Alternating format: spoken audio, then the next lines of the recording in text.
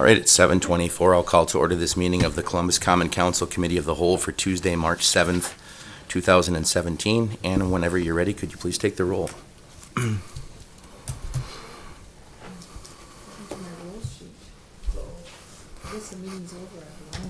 It's in the pile of Kelly's stuff.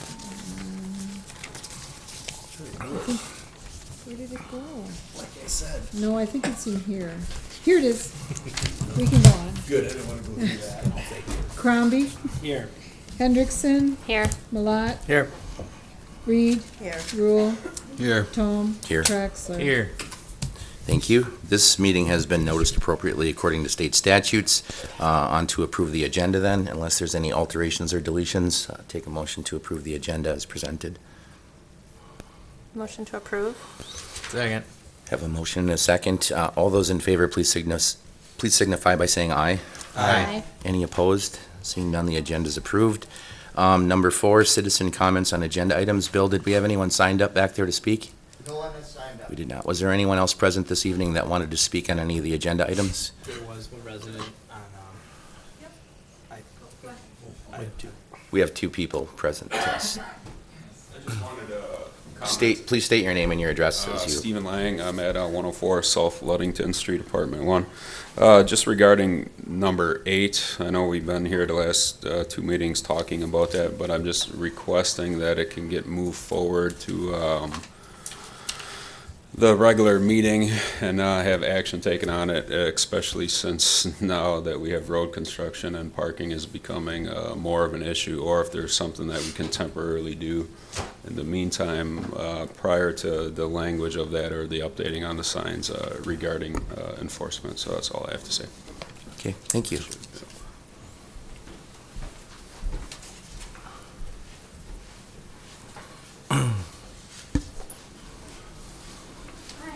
Hi, just state your name and your address and. Brenda Hobbs, 151 East School Street. Okay, so I am talking about number 6, the proposed cell phone tower. Okay, so I just wanted to start by saying that I'm opposed to the cell tower being built. The effects of cell towers on property value is an issue, that cell towers are an eyesore, that they reduce the number of potential home buyers, and this can keep your home in the market longer. An undesirable structure lures, since many buyers don't have their dream home checklist. I want a cell tower out my front window. Potential health hazards, whether you agree or not, people's perceptions is something that can't be ignored. There's a lot of information about the potential health effects of cell towers, radiation on humans and the surrounding environment, people protesting, demos with Geiger counters taking readings of radiation, others saying that everything is within government standards. But hearing, insomnia, memory loss, infertility, headaches, and 2B carcinogen that causes cancer, what are you supposed to believe? So I went to the American Cancer Society website and started with the basic. What is a carcinogen? Cancer is caused by changes to cells' DNAs. Some are inherited, others by environmental factors. Substances and exposures can lead to cancer, are carcinogens. Some don't affect DNA directly, but lead to cancer in other ways. They don't cause cancer in every case, not all the time. Some may cause cancer only after prolonged levels of exposure. Risk of developing cancer depends on many factors, the length and the intensity of exposure, and your genetic makeup. The World Health Organization and the International Agency for Research on Cancer have at this time decided where the radiation from cell towers fall on their 5 levels of carcinogens. The levels are group 4, probably not carcinogenic, Group 3, unclassified as a carcinogen. Group 2B, possibly carcinogen. 2A, probably carcinogenic to humans. And Group 1, carcinogenic to humans. A cell tower's radiation is classified at this time as a 2B possible carcinogen. To give you a frame of reference, engine exhaust, lead, and the pesticide DDT are also 2B carcinogens. For me, this is an easier decision. I would not want to be a person responsible for putting a cell tower that's a type 2B carcinogen next to our families, our schools, and in our community park. I just don't think the risk is worth it. Thank you. Thank you.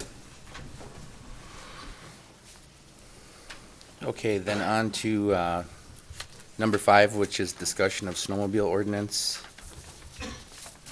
We do have a memo in the packet kind of outlining what has happened this last winter, some of the challenges, I guess, that were met, and some of the changes that we had to issue a closure on the trail earlier this year due to some private property issues that came up. So this is by statute, I believe, the time that this discussion is supposed to come up, or by ordinance, for annual review and discussion. So that's why it's on the agenda at this time. Did anyone have any comments, or Jake is here to speak if there's any questions for Jake. Jake, I don't know if you wanted to say anything, or if you just want to wait for questions, I guess, at this point.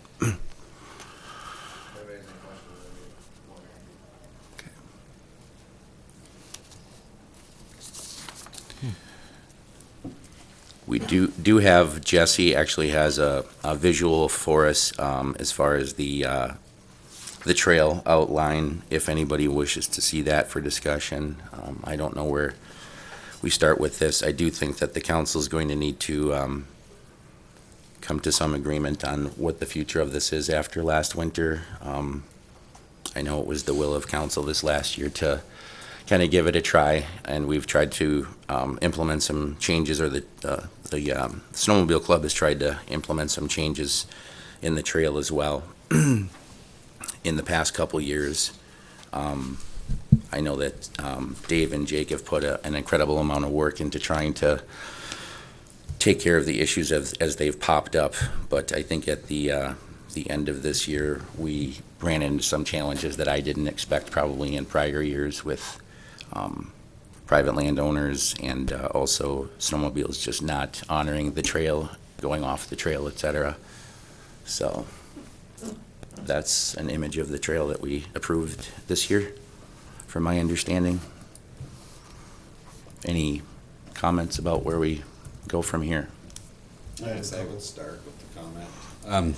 And fully acknowledge the work that Jake and Dave put into this, and all the efforts he had in communicating the speed limits and the route and when it's open, when it's closed. But we still had lots of issues, among them just the sheer growth of our city, especially in the area around the water tower. I would, in my opinion, that a connecting trail is just not feasible without a considerable amount of negative impact on the community. I mean, I know there's good things that come along with it too, but we've got private property being traveled on, we've got sidewalks being used, we've got speed limits most likely being violated, things like that. And then the biggest thing, though, I think, is just that private property issue. It's going to be hard to find a good route at this point, I think, to connect it through. But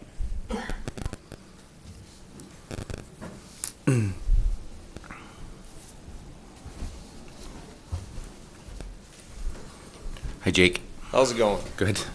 I'd just like to thank all of you and previous alderman members that have put in as much time as we have on it. You know, it's been definitely a pleasurable experience of working back and forth and trying to figure something out. This year we did lose permission from a private landowner, so that did make it a dead-end trail like last year. We did come up with a solution to it, to use Chester Bandit's property, which is the BP gas station, which would connect us back on commercial property again. Well, we just never got a chance to implement that this year, but it would direct the snowmobiles definitely out of the water tower area, away from the majority of going behind people's houses and stuff like that, where we would be back on city streets and commercial property, not citizen property. Andy, did you want to say something? Yeah, couple things. You mentioned that it became a dead-end trail. In fact, the trail was actually closed completely. Yeah, we before we got a chance to talk with Patrick, I closed it and made a Facebook post about it that a lot of people saw. It was literally over 33,000 views. Yeah. So hopefully that was a bright spot in a very dark moment for us, that we did get a lot of attention and spread the word out that we do not condone this, and a great article was put in the paper about it, and more people got to see it within the city level as well then. My main problem with the trail right now is I've submitted some pictures to Patrick today of people when they rode their sleds on the sidewalk, on the terraces, and on the property owners, on the properties. I mean, I don't want that. No. I mean, We did speak with some of the residents along that had that issue. And from the description that we received from people, it was about the same sled as was what was described. So it was limited to at least one, possibly two different snowmobiles out of the batch, which still doesn't paint a good picture for us at all. But right. I mean, you can see some of the Nope. photos here where we went out and they're going. investigated everything as well. You can see the scrapes on the sidewalk. Yep. Right here. I mean, that's unacceptable. Oh, completely. That's And what prompted the Facebook post. Any time that there's going to be, that we have a trail that's going to access through, city streets, there's just always going to be this potential, and I don't like it. It's dangerous. It's, it's damaging properties, potentially. So I got to come up with a new plan because this does not work.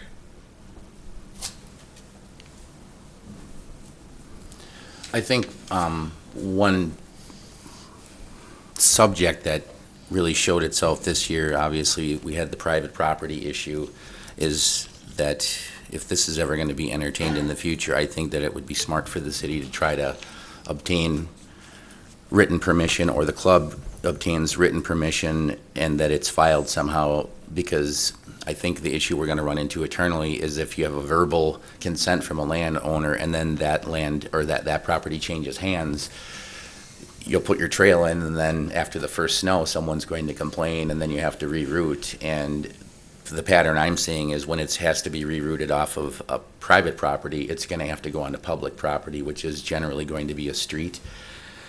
And I think my main concern from day one has been is if we're going to just continue to put the trail onto the street, we're paying snowplow drivers, as you know, to clear the streets. And so there's such a small window of opportunity for snowmobiles to enjoy the snow when we're plowing it off the trail. And I wish that we had a better alternate to come through town where it was in a parkway, a green space, a waterway that's frozen over, so you could have that trail open more. That's always been one of my main concerns, is that challenge, and I think it really showed itself this year. The other one is the communication between when the county trail is open and when the city trail is open. And I think when we had the private property issues and the trail basically was dead-ended, I was led to assume that the trail was going to be closed from anyone coming into town, that it would just be the right of access for people to leave the city on the nearest trailhead that they could get to. But there was a sign posted on the edge of town which basically informed snowmobilers that were coming into town that there was a dead end on the other side of town. And I saw snowmobiles coming into town. We can't have it set up so that the trail conditions in town or the trail is open legally when the county trails are open, because the county has a requirement of 8 inches. The city has no requirement other than, okay, the county trail's open, you can come into town. And I think the trail has the best of intentions, but as you've seen this year, a couple of people that may not be club members can really cause a lot of problems, and really set a bad example for the club and, the city, so. Any other comments? Michael, Yes. couple comments from a procedural point of view. You're in a position now where, because of how your ordinance is worded, you really need to do something at your next meeting, at the council level.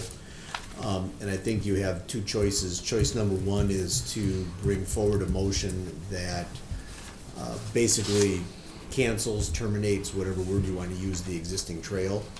And I say that not with the idea of prohibiting it in the future, but basically taking the existing trail off the books for right now, because your ordinance reads, if you don't do something, this trail is good next fall. So that would be one option that you have. The second option that you would have would be to amend this ordinance once again to basically take out that sentence that says you set the trail in March. under either one of the scenarios, you'll be given the snowmobile club all summer to try to bring back a new proposal for you that you can consider in the fall.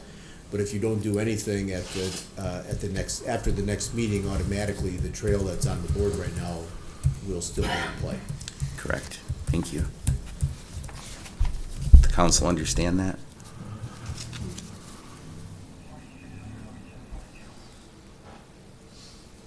What is the will of the council at this point? I think it's at least probably good practice to eliminate the trail as it stands. Truthfully, besides amending the ordinance, I think it may be best to repeal the ordinance in its entirety and start from scratch if that's something that the club wants to do in the future. I think with the lessons that we've learned in the last 3 years, that maybe we need to kind of reframe the entire ordinance, that there's probably some boilerplate language that we could reuse again, but as far as the private property issues and other things like that, there's probably a lot of work that would need to be done to an ordinance, and maybe just starting over would be best. That's just my opinion. Kelly, did you want to say something? There are two ordinances or two parts to the ordinance. One is the right of access and one is the trail. So I just wanted to point that out, at least that there's two different issues or points of discussion. And I agree. And I think that's maybe created some of the confusion as well, like with the trail closure this year and the right of access. I think the right of access, you know, for people that are maybe club members or have licensed snowmobiles in the city, I think Jake gave me a number at the beginning of this year, and it was roughly around 50-some maybe. Yeah, a little over 50 sleds in town. Yeah. But that, with the combination of the trail, I think really led to confusion when the trail was closed and about who was actually on sleds in town, whether it was residents or it was people. Well, I'm not saying there wasn't confusion. I'm just saying there's Yeah, two issues going on. yeah, I agree. Yeah, I would agree. The trail as is doesn't work. We all know that, so it's silly not to at least take that step. I think if we're looking at scrapping the ordinance, whatever it is we'd want to go forward with, if we wanted to go forward with anything, would have to have some process in it as far as permissions, at least from my perspective. That way it protects the work you do to get the trail approved so that we don't have a mid-season issue with a landowner, and it protects the city to say that we know you've done your due diligence on your end. So that's just my 2 cents. Just that the way the club has been set up since I've been a member, it has always been up to the discretion of the landowner whether they want the sleds on the property anymore. So we always gave them that option. You know, if they do have issues, they have every full right to say, you can't be here anymore. Not that you're stuck with us for the whole year. So, but I agree, you know, some kind of written anything in town would probably be a wise choice as well, since it is kind of a different scenario. Well, I think residential property may change hands Correct. faster than That's farm what property. That's what kind of changed the trail from last year, because we didn't have access to a house that was for sale, and we just couldn't do it. I guess I would encourage you guys, if you're going to explore new options for us to entertain here, that you guys get on that as soon as possible, and we don't wait until the fall. No, definitely. Because then we're all up against the wall, and yeah. So again, if you guys are going to search for different routes, then I just encourage you guys to get on it as soon as you can. In my opinion, would be to stay off the streets. I mean, as much as possible, because I can't have sleds on sidewalks No, again. I completely agree with that. So what do we want to do at this point? Do we want to at least eliminate the trail, since we know that's not going to work? I'm in favor of that. Yeah. Okay. So that's something we would need to take forward to the next regular meeting and have a vote on, just to basically eliminate the existing trail. Be a civil motion. Okay. Anyone opposed to that? All right. Any other comments at this time? All right. Thanks for coming in, Jay. Thank you. Thank you. Thanks.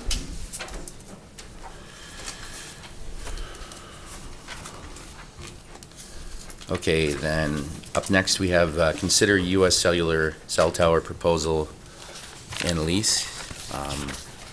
There was a lot of information that was put in our mailboxes. Hopefully, council members were able to collect that before the meeting.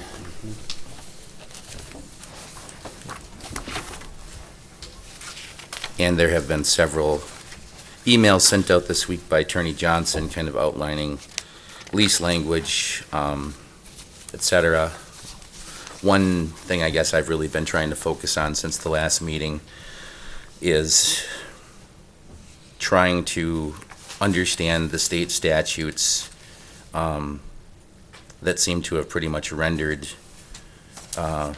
this body powerless as far as having or making a decision whether or not there's a cell tower in the city of Columbus. And from everything that I'm hearing, it sounds like we do not have an opportunity to deny the tower within city limits. So as the agenda reads, we are negotiating a lease agreement, not to deciding whether or not we can have a cell tower in the city of Columbus. The state legislature apparently made that decision for us in 2013. Not that I'm in favor of that, but that's what we have to work with at this time. So, Rod, did you have a comment? I just have something probably not good now. It's about the radiation and stuff like that to quell some fears, but we can go on with this. And I did some studying. I don't know when you want me to talk about the radiation fears. If now is a good time or after we're done with You can talk this. about it any time you want, but I don't think the state Yes, sir. cares about the radiation fears because Not they're hard to consider. going to allow Yeah. the cell tower maybe closer to a house than it is being proposed right now in the Okay. city park, from my understanding, so. Yeah, I have a quick comment. I Go think ahead. it's really important to note too that we can't deny the tower being constructed and erected in the city, and there are two private property owners who are showing considerable interest to U.S. Cellular. So we can either make the best of a bad situation and collect a fee that we can then use in our city. Perhaps it's been mentioned, maybe we earmark it for park improvement and the like, but to Brenda's points earlier, we're pretty much hamstrung on this issue, and lots of communities in our state are coming across this and realizing, like as Councilman Tome said in 2013, state legislature decided to pull back a lot of that local control they like to say they give us. So that's my 2 cents, is we're trying to make the best out of a bad situation. At least this way we can get some revenues that can produce some good for us. Thank you, Reagan. I know I've gotten comments from several people asking why we couldn't locate the cell tower, by the wastewater treatment plant, or, in an area that's a little bit more desirable, and I completely agree with that. But unfortunately, U.S. Cellular came to the city, has decided where they want to have their cell tower sited. And I'd say we're probably at least in a favorable position by having the ability to collect some revenue off of the tower if it's located on city property. And if we decide to deny them that, they certainly can locate it in a neighboring property, so we can look at it for free, or we can try to place it as best we can on public property and keep it as safe as possible. But there's not much of a decision we have at that point. So I don't know, we don't have the representative from U.S. Cellular here this evening, so I guess the bulk of this is going to be going over the lease agreement with Attorney Johnson, who sent out a couple of drafts this week. I sent a few notes and questions to Paul about that. Are there any questions from council on the lease agreement? Andy, did you have your light on? Yeah, just to kind of piggyback on, the placement of this tower. The proposed location is actually farther away from the ball diamonds than the other location behind the auto body shop. And Ask Jesse to put up he's got a visual of it, just so people can see at home, hopefully. Yeah, so the auto body shop is gonna be basically right where that cluster of trees is, just to the other side of that diamond. And then the other location would have been, it was potentially going to be behind True Value, right directly underneath an apartment building, That's my understanding, yes. and also abuts right up to Fireman's Park. So we're kind of in a tough spot either way as far as location goes and proximity to houses and children playing in the park. So it's really tough to, that we have to do this. But like, Alderman or President Tome said, we don't really have a choice. To stop this. I guess I would probably, I don't know if everyone's read through the lease agreement or if they have any questions on specific language, but I know that one email I had sent to Patrick, I think you forwarded to Attorney Johnson, was about, let's see here, I don't know if I have it outlined in, I believe it was I can't remember. It was about the concrete in the ground, essentially. It's paragraph 20. Okay. Did you have any comments on that? Well, the only comments that I had about that paragraph is that as currently drafted, if the structure was ever going to leave, the requirements of paragraph 20 would be that they would leave the ground as they found it, but they're not taking out anything that's underneath the ground. That's as drafted. So if they put in footings, or any kind of concrete structures, 6, 7, 8 feet under the ground, they're gonna cover them over and they're leaving them there. That's how this is drafted right now. The surface of the ground, you would never know that they were there. But anything, they won't be coming in and removing the footings. Is that just standard? I don't really know if that's standard or not. I'm gonna presume that it is standard because this lease is pretty much their standard lease according to what their representative told me. So that's their normal way of doing business. My concern there is, I don't know the soil boring samples or what the requirements are to put a 120-foot tower into a parkway, but if there's 50,000 tons of concrete poured into the ground to support that pole, and the pole needs to be gone, and we wanted to do something with that park in 50 years when the tower is gone, that I don't believe that we should have, an anchor left underground for us to deal with. And if there's anything we could do to either clean that language up or ask for an escrow or some sort of payment up front to have to clean up that site afterwards, it's in a parkway, so it would be nice to have options, I guess, after the tower is gone, if it is gone, that we can use it as a park and not have the remnants of their footings, et cetera.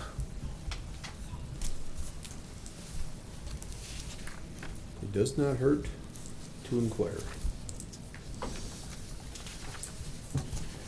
Yeah, I'd be in favor of what you're speaking of, Mike, which is kind of, if they do leave, then they return the surface and the subsurface to the way they found it.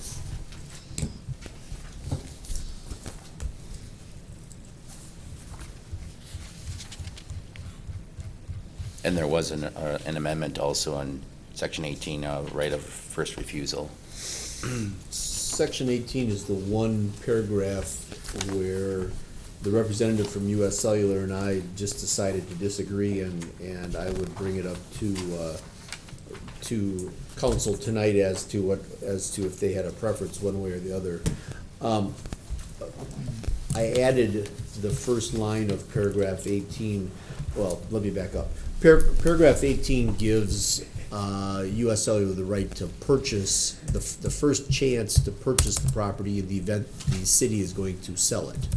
Okay, so issue number one, highly unlikely that the city is going to be selling a city park, but you never know. I mean, it is possible. Issue number two is that because they do have their leasehold interest there and the tower is there, if the city decides that it is going to sell that parcel and they receive an offer, then the U.S. Cellular Company has a right to match that offer and purchase the property under those same terms and conditions. So that's basically what paragraph 18 says in a nutshell. I added the first line there that says that US Cellular has that option only if they're in good standing on the other terms of the lease and they're not in default. The language that I added is fairly common with residential right of first refusal agreements or small commercial properties, and I use it quite a bit. But US Cellular doesn't like that language for a couple of different reasons. First, they said that leads to a rather nitpicky discussion as to what exactly default might be. If they're doing something that they haven't, that the city might declare a default even though they're not really in default, or they may have not cured it on the 30th day like they're supposed to, and it might be the 31st day before they cure. Now you've got a default that can't be cured anymore. Those little nitpicky things according to them. The second option is that, or the second issue that they have with this is that the city does have other remedies that it could use in the event of default, which is true, we do.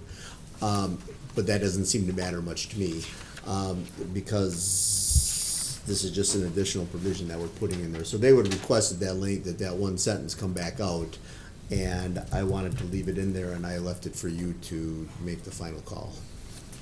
Well, I think it's interesting that this is their form and they're arguing over how they have written it to interpret default. Yeah, I didn't think that was a very strong Yeah. argument personally. The second argument is more strong because there are other remedies that the city has. Right. I mean, that is true. But being worried about the default definition didn't seem to be very compelling to me. Yeah, I mean, I'm in favor of keeping the language as Paul has drafted it. I think it's kind of cheeky to say, well, we don't want to guarantee we're going to be in compliance with our own contract to have a right of first refusal.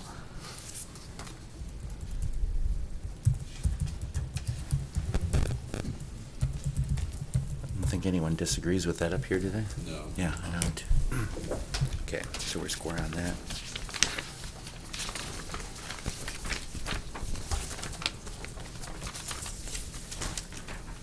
Did you send them this one, the one that Todd and I dealt with late in the afternoon? To the council. Yes, about 3 o'clock or so. So it looks as if there's essentially going to be a time period in there where they're going to have the ability through this lease to come in and decide whether or not this is a suitable location for them, and then the terms change after they start construction. Is that correct? Correct. That is correct. Okay. And the current rent agreement would be at $800 per month is what they're offering? That is what they are offering now. Okay. And would go up 10% every 5 years, right? I think that is correct.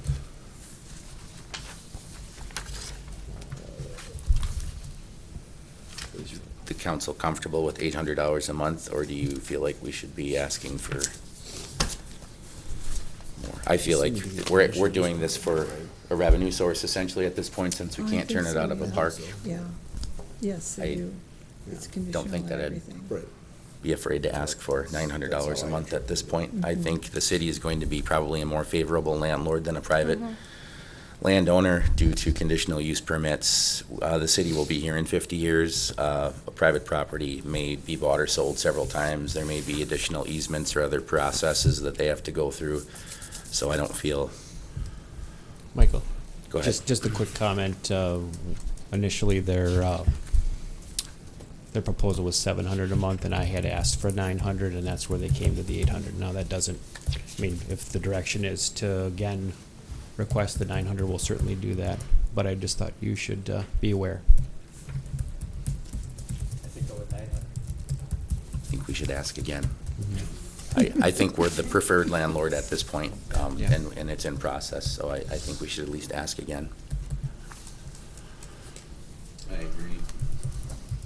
800 would be fine if we're also having them save to one day return the land to its former self.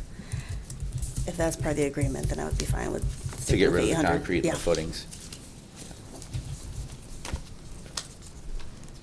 And this is What is the total life of the lease? Does it renew itself automatically, or? It is 25 years. Hold it, no, sorry. The initial term is 5 years and 5 additional 5-year terms, so 30.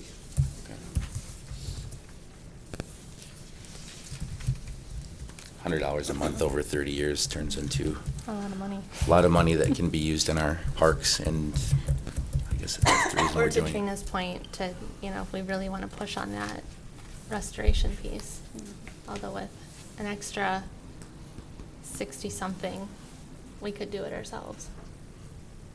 So, What do you mean? well, if, to Trina's point, if we're saying we want to be 900 firm unless you give us this language we want Oh. to return the subterranean to its former position. Yeah, I think our number one position is 900 and return. Right. But we'll react and see how their We can be a reaction little is. more lenient in certain terms if the money is there, maybe because the revenue will help. Rod? What about giving Patrick, tell him 900 and 105% after 5 years instead of 110? Or 5% instead of 10%? over the renewal. It'd just be a periods. way of bargaining. That'd still put us ahead. Have to look at do the math and lay the numbers out, see Yeah. what works out best, I guess, in the long run. 910% will work out best. 910% annually. 900 Plus and 10%. plus 10% will work out That's better lawyer math than what for you. Rod is suggesting.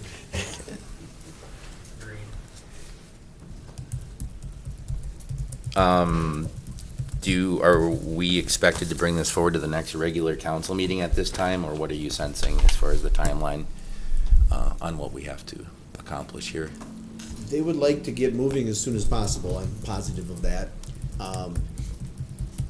Patrick offered if there was a need for Mr. Anderson to be here, Patrick offered that it could be tabled tonight so that there'd be another kick at the can at the next meeting, and he didn't seem to be too he wasn't worried about that.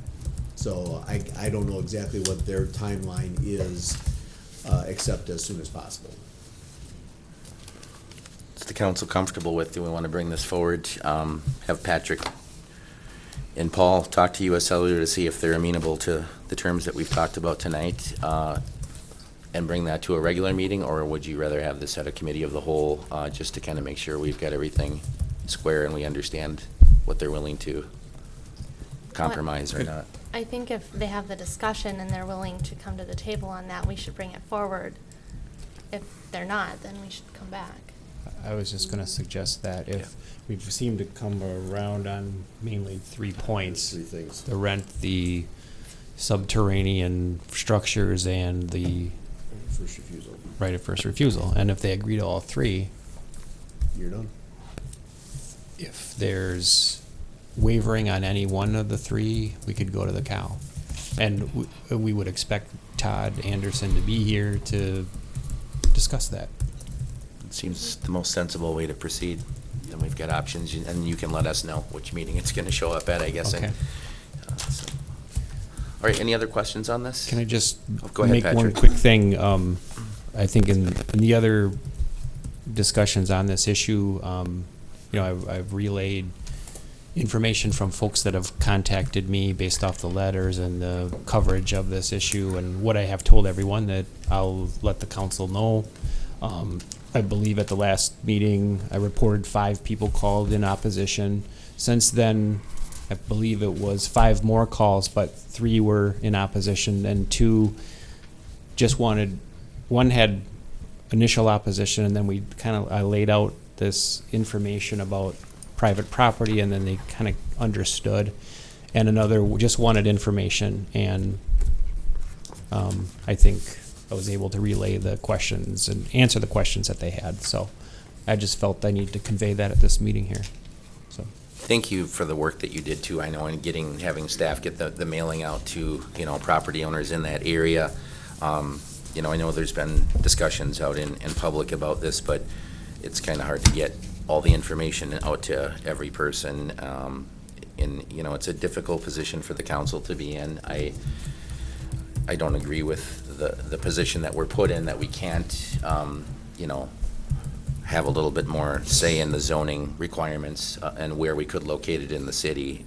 So I guess we have to try to make lemonade out of this. So, but I think that we did the right thing by contacting as many people, so they're aware that this is happening, that there shouldn't be a surprise when they see the construction starting in the city, that we've done our due diligence of notifying people and giving them the opportunity to speak on issues. So, thank you. Unless there's anything else, we'll move on. Would anyone be opposed to jumping up to number 9, since it seems like we've got staff and people here waiting for that discussion? That would be the discussion of the Columbus Middle School parking plan. This is a discussion we've had at the committee of the whole level, I think once or twice already. There's the original plan, I believe, is in our packet here. There's some photographs that, or images, I guess, that Jesse has available too, if anyone needs those up on the screen for reference. The chief has outlined I guess, kind of a timeline here that we've asked for about implementation of this plan, which looks to start on March 14th and end April 21st. It looks like this is something that they'd like to try to accomplish over spring break, Easter holiday, and start implementing after that. We do have, looks like Chief is here, Annette Duman's here from the school, and Lauren's here as well. So does anyone have any questions to start on this?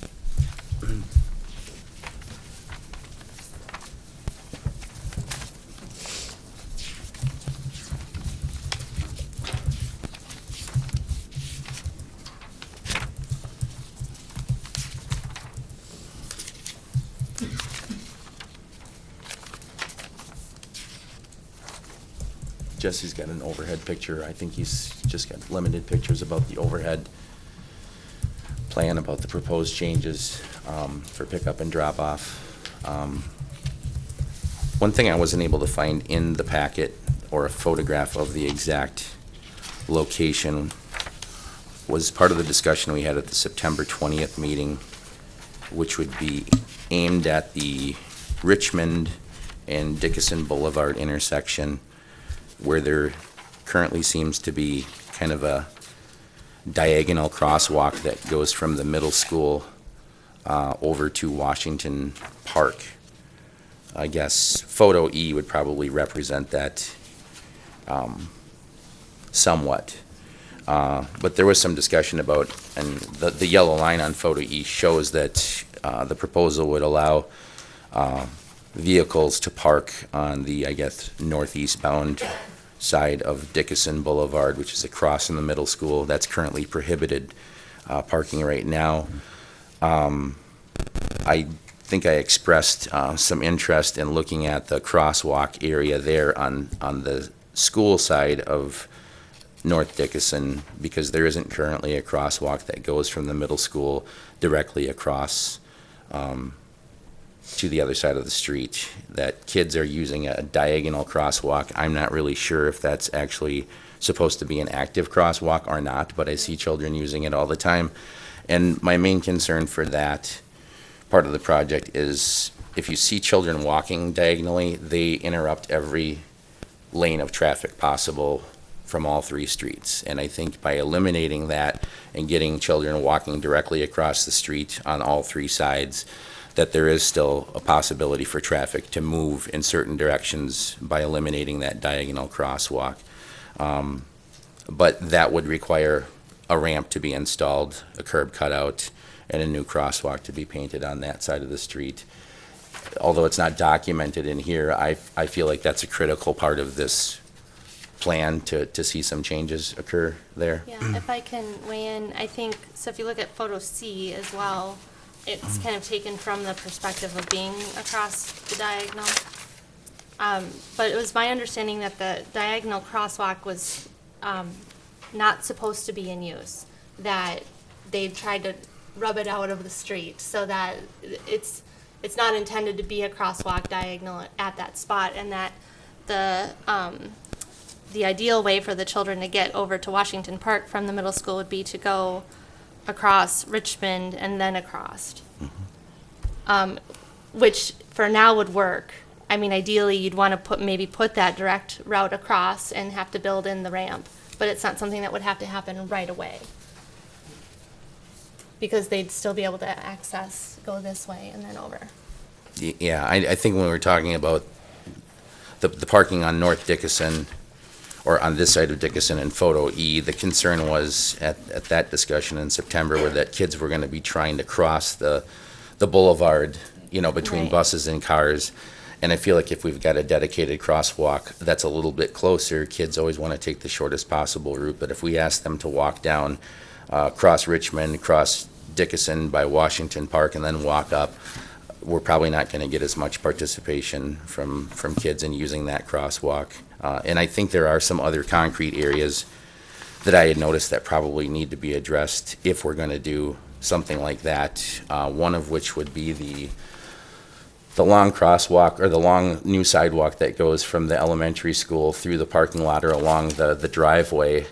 When it meets up with the road, Richmond Street, there's actually no concrete where that sidewalk terminates. There's actually mud there.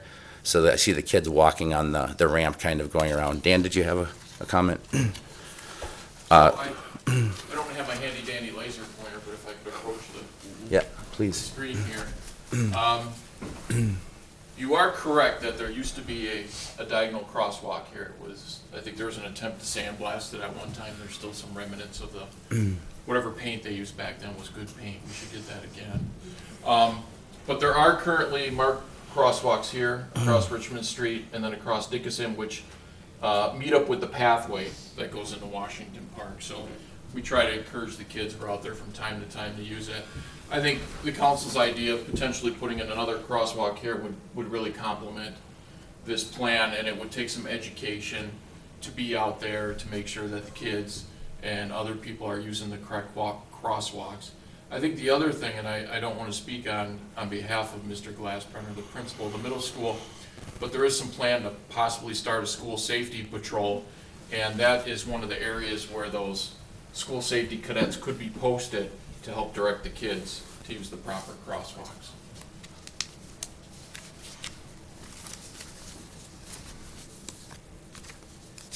I know the school safety cadet issue was mentioned at the September meeting. Has there been any, progress made on that plan? Or what I'm hoping for is that when this plan is executed, that we're doing full implementation of everything at once, because I think there's going to be some confusion and some education on the part of parents and children. And I think if we try to do this incrementally and one little part at a time, it's going to cause some frustrations, especially doing it over spring break. And so I'm hoping we can have all these components lined up and they all meet at the same place. Sure, Michael. And the vests are purchased, the badges are here, the packets are ready. We're waiting for a task. So there are kids and adults ready to get the training and have this all ready, so that as we get this going just after spring break and the weather's nice, that we do have the cadets out there for everybody to go with. So it's all sitting in the corner of my office over by a closet waiting to go. So yeah, I agree with you. I want it to be as safe and productive of time for the kids, but I have several kids that have come to me as I've mentioned it to them, and they've already asked to be a cadet. They've already asked to be a part of the process so that they could be out there to help. That's good to hear. And there's really good training that's provided by AAA of Wisconsin to make sure that the kids understand they are not police officers. They don't get to run in the middle of traffic and stop them and direct people through and all that stuff like we think. It's just to safely get kids across. And I can also, over the intercom, make sure we talk to kids again about the diagonal, which you speak of, because if I'm out there, I'm reminding them not to go diagonally, but obviously I can't be there every time a kid crosses either. So it's just one of those things where our hope would be, as you were speaking to that, Michael, too, back where you were talking about where there's a bit of mud where you connect in that sidewalk that goes between CES and CMS, we want to post a cadet there. When you come down to the corner where you're talking about avoiding the diagonal, we would have somebody taking kids across from school toward parking lot and then parking lot over to the park so that there would be a cadet there. There would also be a cadet up on School Street as well, which would be up by the Poser House and up across from that area so that we would have at all times, hopefully, 3 cadets outside to make sure that it was a safe track, I guess, if you will, for the kids and for the parents for that matter, because, you know, we want to make sure they're getting where they need to be too. Does that help? It does, but I think when I look at the timeline, I don't see any concrete work being done at this time, so that seems to be something that's going to be addressed later, I guess. And I think if we have the cadets that can help children walk in the right direction, we can see how that goes, but I don't know that the cadets are going to be able to chase down every child that's not following the rules. I think for the most part, I see kids using good behavior. It's probably more the parents that are going to places where they're not supposed to be going to drop off, and people are jumping out in every direction. And I think there's going to obviously have to be law enforcement that's reminding people when we change this stuff that this just isn't acceptable anymore. I would like to get the timeline or get the concrete work in queue, so to speak, maybe if it's not done at the same time here, that it's done this summer, just to encourage kids to go the right direction. Sure. When I look at the ramps that are on Dickinson right now, they're pretty much all pointed in the direction of Dickinson, and there's not much that's actually crossing Dickinson, like, you know, in the direction of school or Richmond. So it's difficult for bikes, skateboards, or ADA accessibility for people to get where they need to go. And I think having that additional crosswalk on that corner of Richmond and Dickinson would be a good benefit in eliminating that diagonal. The diagonal just seems to take up so much time that it does stop traffic from every direction, so. I agree with you for that. We also, as a school district, have talked several times about making videos with the kids and adults in them so that we could produce those, give them out to kids and parents through Infinite Campus, our portal to where we communicate to parents as well, so that we can show them the right way to do things proactively, you know, just to say, this is the new way, this is the right way, this is the way you should be doing it, so that we can be respectful and safe as we're getting to and from school. Okay. I have a couple of thoughts On this area right here. Yep.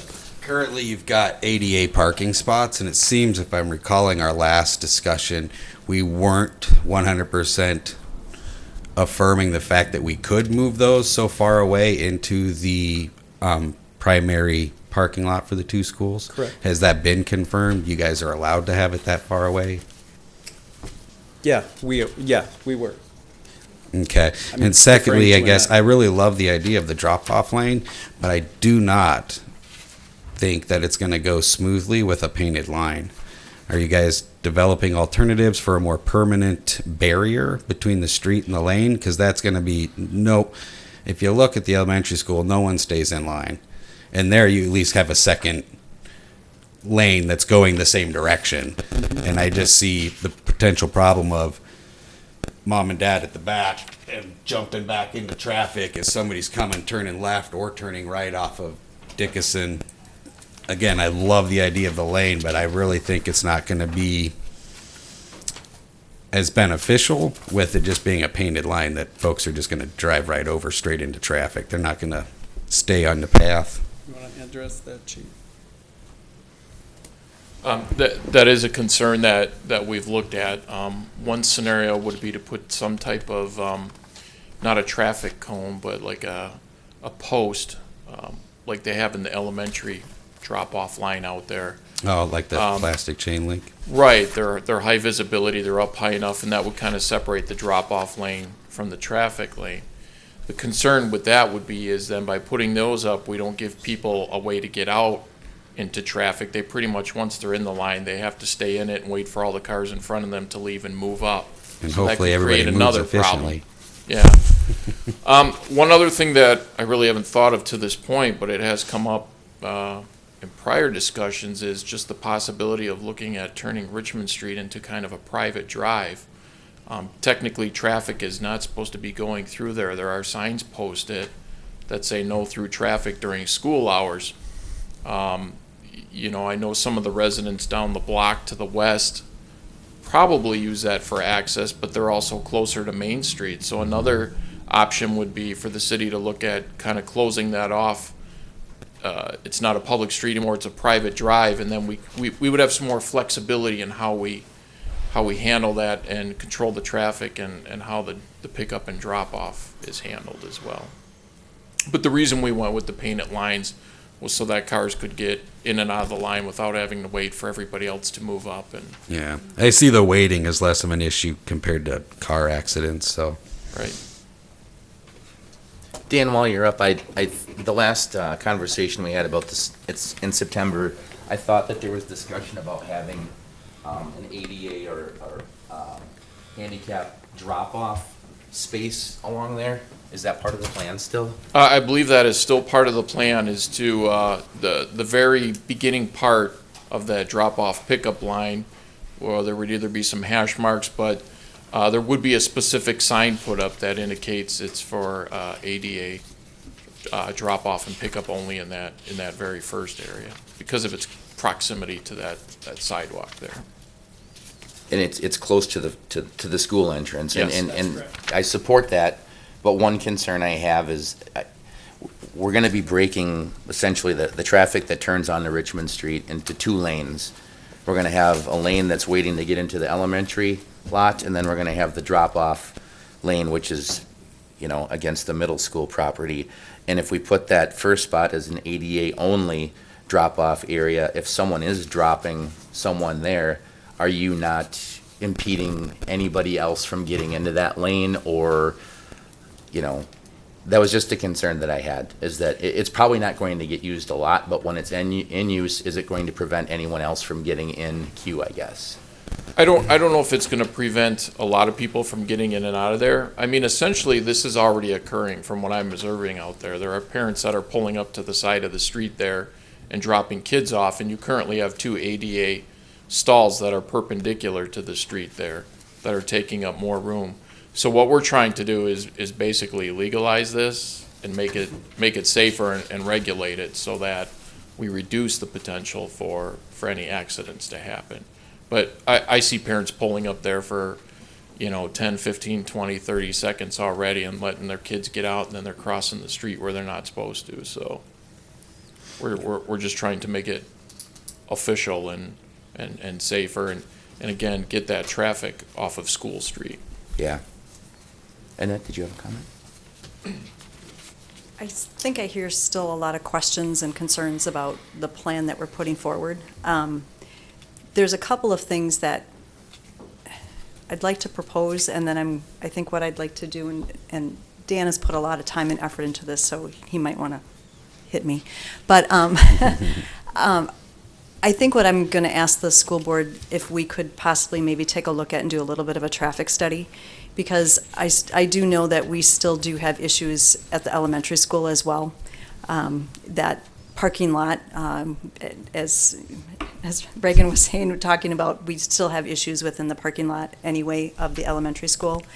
And even going on to Fuller Street, I don't know that doing the traffic study when we're rerouting traffic onto Fuller Street maybe this summer is a wise idea. However, I think it might be a good idea to still do that traffic study. Right now, however, by relocating our district office, we have no parking for our district office based on what we have off of School Street. There's no parking posted along that area. And so anyone who's visiting our district office has to park basically on Spring Street or Ludington, which is up. So they're walking basically a block, or they're parking in the parking lot. And so if there's any way, I think we've proposed that we do some short-term parking along School Street, on one side of School Street. So I'm not asking you to lift all of those, but if there's a way that maybe we could look at just portions of this plan that allows visitors to just the district office to go in, do their business, short-term parking, and be able to leave, so that people who are visiting the district office to do their business don't have to walk multiple blocks to be able to go in and do their business. we're already into April. By the time this plan were to take place, we'd already be at the end of April, mid-April, and we would be out of school within the next month anyway. So to possibly do a traffic study, really take a look at the plans that we're looking at, and maybe having someone determine if it's something we want to do with, propose to the city to do something different with Richmond, if it really were to alleviate the problems that we're having with the parking lot, with the street traffic out in the front, really to do a plan that would make more sense to everybody. That would be something we could look at. But if the city council would be willing to look at really the parking issue that we have right now for district office, that would help. And then the school would be willing to look at doing a traffic study to alleviate the other issues and bring back that proposal to the city. And I believe that Annette is referring to what we have as Photo D, which shows the 2-hour parking allowed for school district officer visitors only. But with that ordinance change, then what we'd be doing is prohibiting parking on the other side, which is currently where people are lined up to pick up their kids, but the curb is yellow. And I know that I was confused several years ago because That is already prohibited. it's already prohibited. It is. But we're still allowing people to. We allow them so that they can wait for their kids, I Okay. believe. Okay.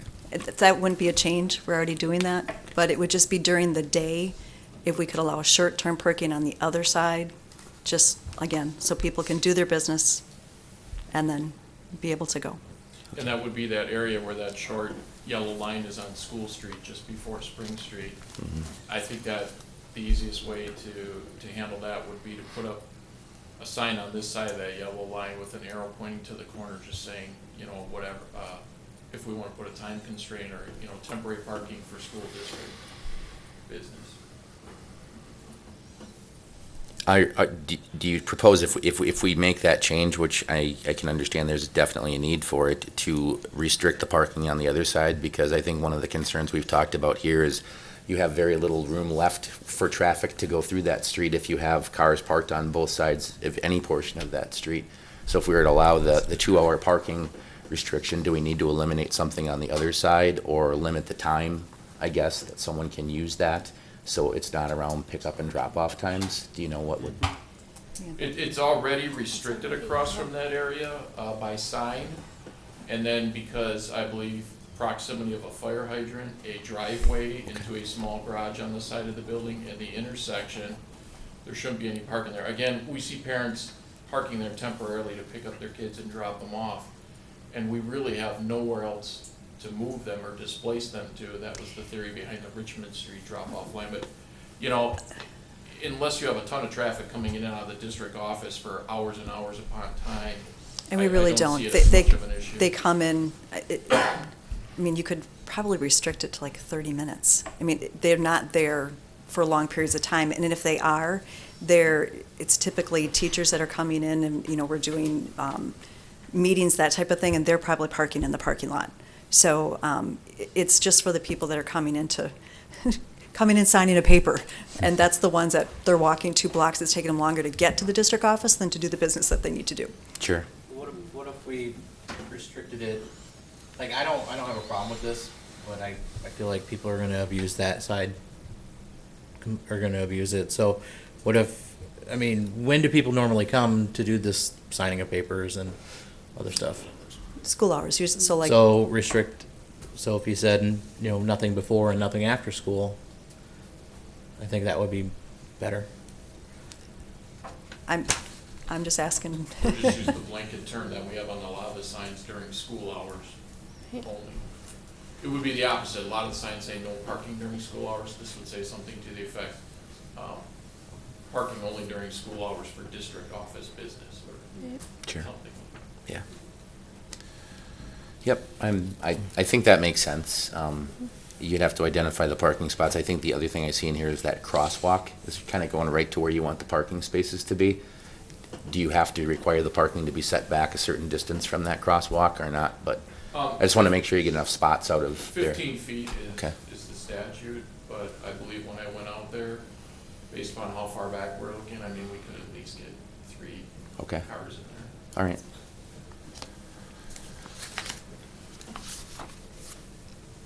Is council in favor of moving forward at least with this tidbit, and so we can accomplish Yeah. something. I agree with looking at maybe more of a traffic study, but yeah, this is going to be an odd year due to the street construction, but I would rather do the concrete work and just get it all done at once and launch it and get everybody used to it. So. Real quickly, I guess for the district parking, if we limit it or restrict it to school hours, should we just forsake the 30-minute or 2-hour provision and just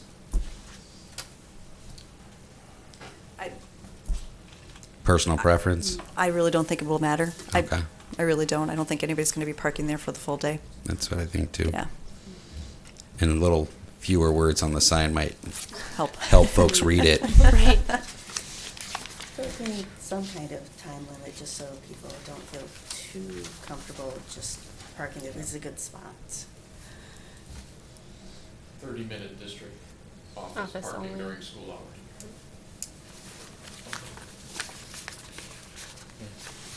I think we should go time limit. Well, if there's going to be a time limit, it has to be in the ordinance, and I believe we're going to be changing an ordinance to allow this, correct? Is that part of the batch of ordinance changes in here? That was part of what was proposed, yes. Yeah. I'm willing to name a time that you think is suitable. If you think 30 minutes is going to be suitable between these hours, I'm fine with that. If you think it needs to be longer than that.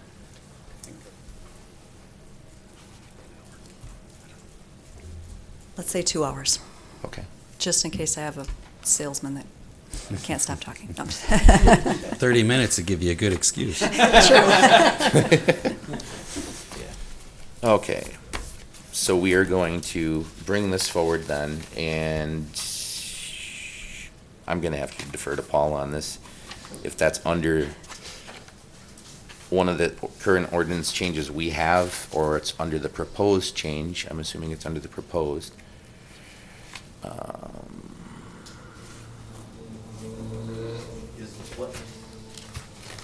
Is the plan that you are discussing what Chief Meister has proposed on the last page of his packet?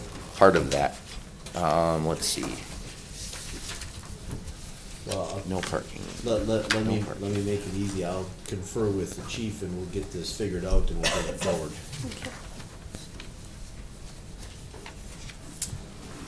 What we're looking to do is to allow 2-hour parking in what we would call Photo D in our packet, I believe, which is pointed out as temporary parking for the school district office.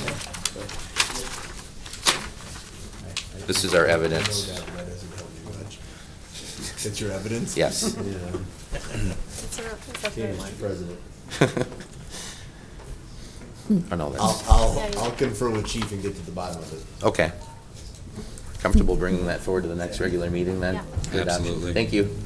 So which part are they bringing forward? I have no idea. I've got it written down here. Okay, We haven't figured out. temporary parking? Okay, then let's get back on track and we're gonna head back to number Mouse is going to say. 7. Consider draft ordinance to repeal and recreate part of Chapter 82 concerning the collection and disposal of solid waste. We went through this pretty much line by line at the last committee of the whole meeting for discussion. I don't know if there's anything anybody noticed in this draft or if we're good to go. Any comments? I'm good to go. Okay.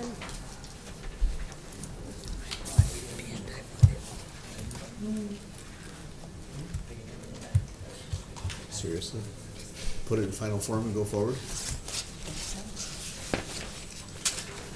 Look at him, he's so excited. He just wants to hit the button that accepts the red lines. I had mentioned last time that we have the term bags in here when it comes to pickup, and maybe we kept that. Maybe you talked to Davis, or there's a reason that we leave it in there. Or maybe I just missed it. Okay. Where is it, Michael? Section 82-36, brush, leaves, and grass. Subsection C, brush, bags, or leaves shall be placed. I We just missed it. generally don't pick up bags. And then also, subsection E below that, remaining brush containers, I have circled leaves or grass. We don't pick up containers generally either. Very bottom of that page. Yep.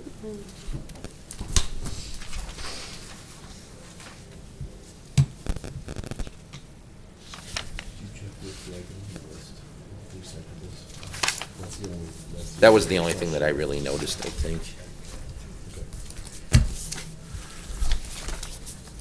Besides that, then, are we ready to bring this forward for adoption possibly? At the Absolutely. next? Okay, we'll bring that forward to the next regular council meeting then, Paul. Okay. Thank you. You'll have it, thank you. Okay, then on to number 8, which is considered draft ordinance on winter parking in municipal lots and on city streets. This was from the last committee of the whole discussion about the alternate side parking and the language in our ordinances. And it looks like Paul's got some, I made one minor adjustment to your existing ordinance, which is to deal with the municipal parking lot situation and to make that a 2-inch rule and to have it odd even on those times where there are 2 inches of snow. That's what I've done so far. And just to follow up on the gentleman that spoke earlier, I mean, this deals only with winter parking and only under the snow issue. Doesn't do anything about any other time of the year. correct? Is that what we're shooting for? So there would still be odd even during the summer? It's only snow. Only snow. Only snow, okay. Yep, winter parking 2 inches. regulations. Okay. Yes, that's, 4th of July is the worst possible time for a snowstorm. It ruins everyone's parade. It's Hey, snow. my hometown, Davis, it did you have a snowed on the comment on 4th of this? July, so. I do. The only problem I see with using the 2-inch rule to do your alternate side parking is we get snow today. Today is the 7th. Everybody's in the odd numbered row. Tomorrow we have no snow. All right, so we go in, we clean off the even side. Tomorrow there's no snow, but yet they can park everywhere. So we can't get to the odd side yet. Thursday it snows again, so now we have more snow in this lane that we haven't been able to clear yet. The next day, there's no snow, and we still can't get in there because people can park anywhere they want. That's a problem.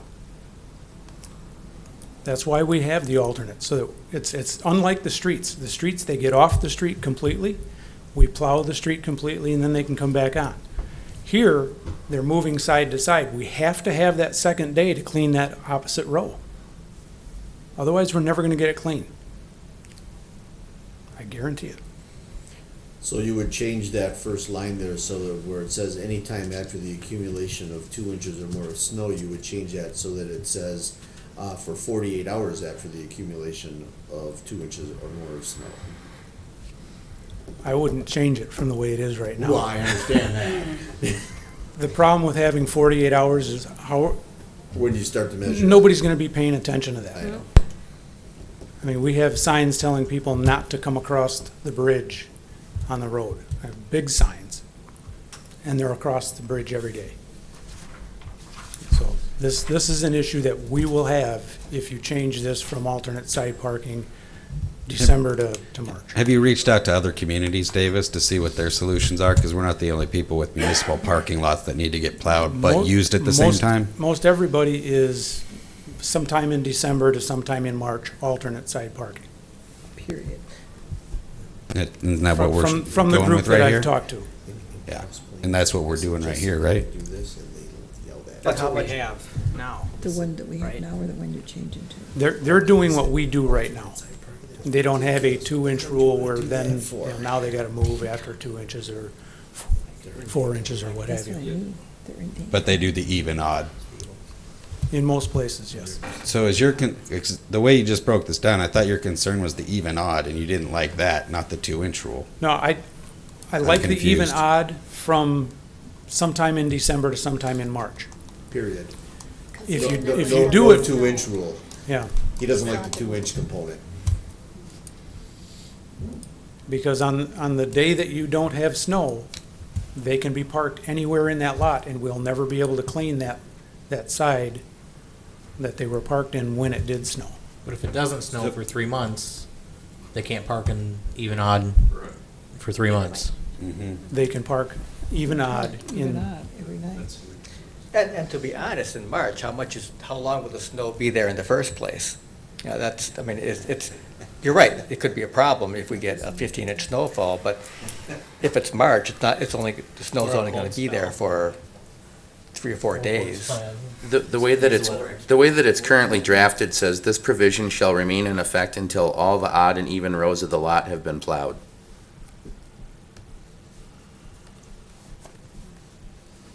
That was my effort too. Well, that allows you enforcement, I guess, is that, you're asking people to park by the calendar year, or the calendar date, but if there is more than 2 inches of snow, 2 days in a row, what are you doing? Are you prohibiting parking at all in the lot then? Well, I think if there's more than 2 inches of snow 2 days in a row, the problem doesn't arise because you have people having to move to get the other side. Yeah. It's Currently. Yeah, it's you when can we have 2 inches and then nothing, and they don't have to move on the nothing day. Yeah.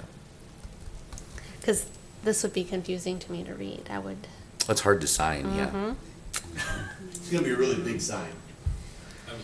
With lots of words. Kelly, did you have something? I'm for just leaving it the way it is. I don't know that this is as large a problem as the street parking was. There was more of a significant amount of support in the community for getting rid of the no parking on the street rule. I heard from a lot of people on that, and I mean I was even against changing that. Here we've heard from, I believe, Mr. Lang, and then you forwarded an email from, and that was more of a separate situation than Mr. Lang. That was more of a long-term, I'm going out of town parking situation than. How long do they have to move their car? Even if it's not a snow, they'd say we got rid of the 2-inch rule, but I parked my car in the lot on the 11th. How soon on the 12th do I have to move it to the even side? I think that takes place at midnight. So I gotta go move my car at midnight? Yeah, That seems Well, unreasonable. actually, you can move it whenever you want to, but the rule. But I'd be required to? The rule takes effect at midnight, so if you come home at 10 o'clock, you park on the next day's side. So if it's the 6th. But technically, I'd be in violation on the 11th at 10 p.m. Right. You would hope that they've got plowed by then. Well, we don't get And to that all decide when the depends on snow when the falls. snow falls, too. Yeah. I think that's always the biggest question. is, Yeah, if I it's would snow- love to tell you we only plow between 2 and 4 in the morning, but I can't do that. Definitely. I think it's a signage issue. The signs are very confusing the way they are now. No one knows when to park. Especially in that public lot by the VFW. Well, parking's always a pain, and we're just trying to make as much accessible as possible, but still not impede DPW's main winter job, which is getting the snow out of our way. Can I just speak briefly to his concern about having the 2 days or 48 hours? Because,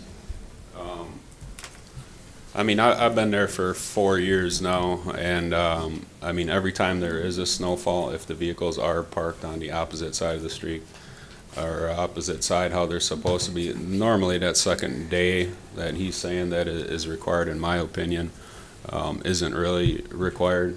For the most part, that snowfall, if we are getting a snowfall, only lasts that day, and it's very seldom, even within a day or two, that snow area is melted, and it's not an issue. So, it wouldn't be such an issue. I mean, the street with the 24, I mean, that argument could be the same thing. They could just go back there the next day, and park too, so to try to make it fair. But then the other issue is with enforcement, and whether, their enforcement or not. So, I mean, I don't, see how the 48 hours, then you're flipping 48 hours into hours, and you're getting into just, seems way too complicated.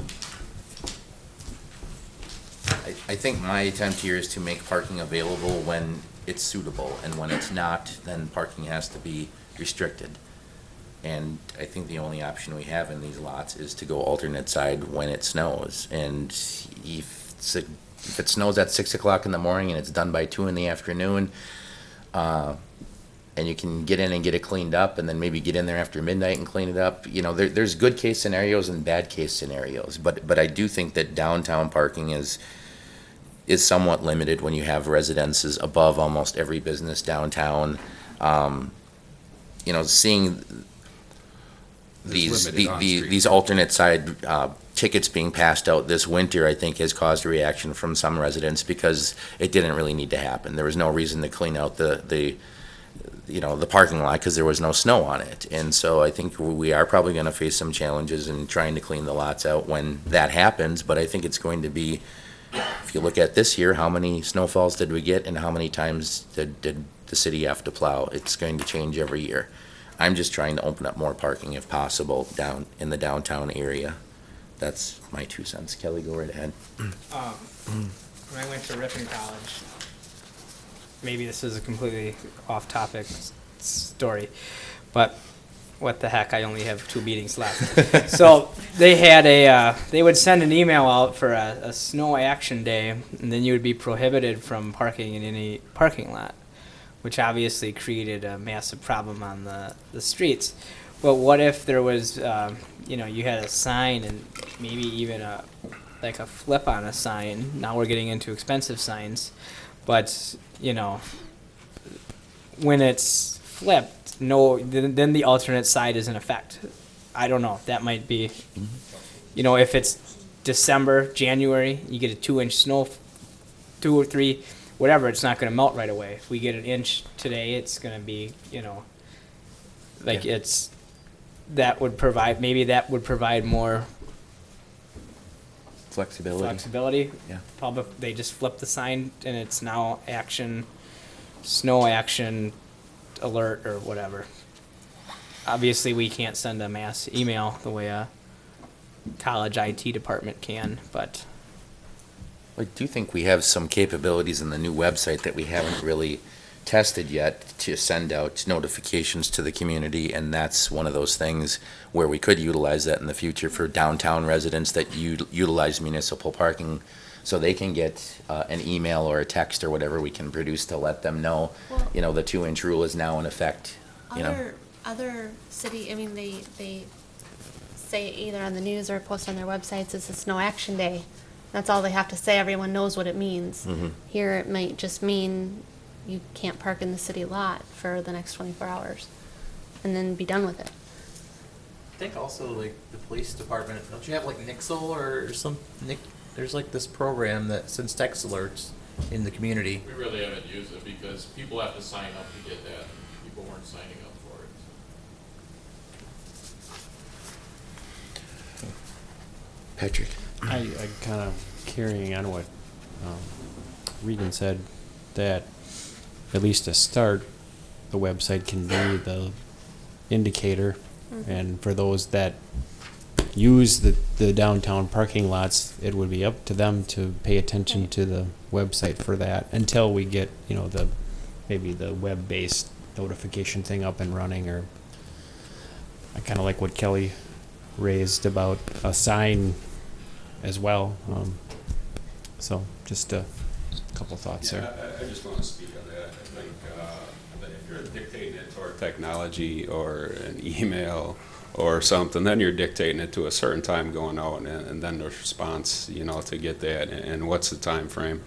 I know you're trying to propose an alternate, solution, Kelly, but it's just really simple, just to make it, I propose, and I hope you guys would propose, just to make it the 20, the 2 inches of snow to alternate side parking, because we can't afford in this city to have a blanket, just get out of the parking lot day, and because there's no room for people to park and to move it beyond, 24 hours. That wasn't my suggestion.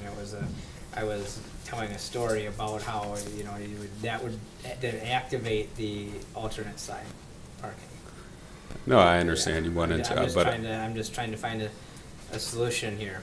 And I don't mind the sign issue either, because I think if you're regulating by sign, which is kind of what we did this year, then the sign can be adjusted according to what Davis or his crew's needs would be for that But particular then day, depending then upon. it should be set, if it's a flip sign or something, again, though, the ordinance would still have to be proposed to a specific time when that takes effect and when that's flipped. You understand what I'm saying? To allow customers and business people enough time to have a place to move, like, Regan was saying, if it's a 10 o'clock situation, you're expecting people to move.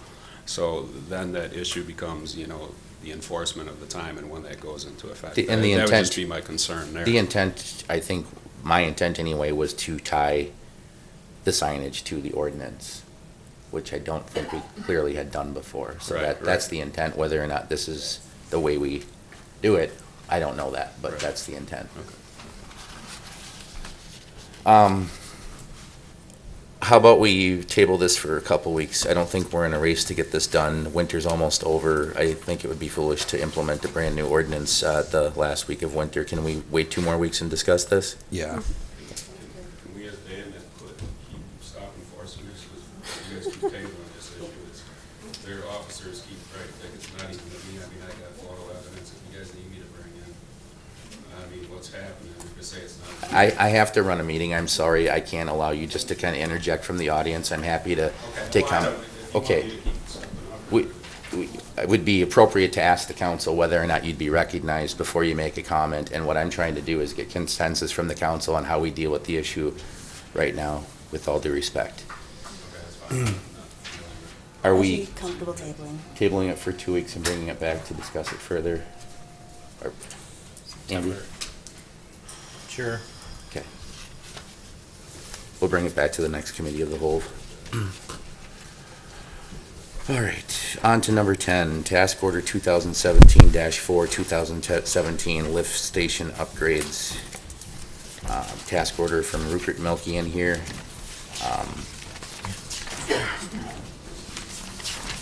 Okay. Hey, Jason. Yeah, thanks, Council and Mayor. I'll just kind of cover the highlights of this. I know John's been working with Dave Arnott at Rupert Milky to help put this together. And so what this task order would be for is work on 4 lift stations. So it'd be our transit lift station, commercial, Birdsey, and our west side lift station, which is one of our larger lift stations. There would be several repairs made to each one of these. These are repairs, obviously, just due to aging lift stations. Primarily, 2 of the stations would receive controls upgrades. We've had this a little bit in the past. If you remember, some of these stations are old enough now that they're non-compliance with current electrical codes. So some of this would be bringing these panels up to codes. We do have 2 stations that we're looking at replacing the guide rails on for the pumps. Those are the rails that are mounted to the bottom of the wet well where you can lift the pumps out and they slide up out of the wet well, so you can remove them for maintenance purposes. What happens over time is these rails become corroded or worn, and so they need to be replaced so the pumps can be removed and replaced efficiently. Three of the 4 lift stations would be receiving pump replacements. These lift stations are obviously older stations that have exceeded the 10 to 15 year life cycle of these pumps. So again, this would be just looking at making sure that we're replacing pumps so the life of the station continues.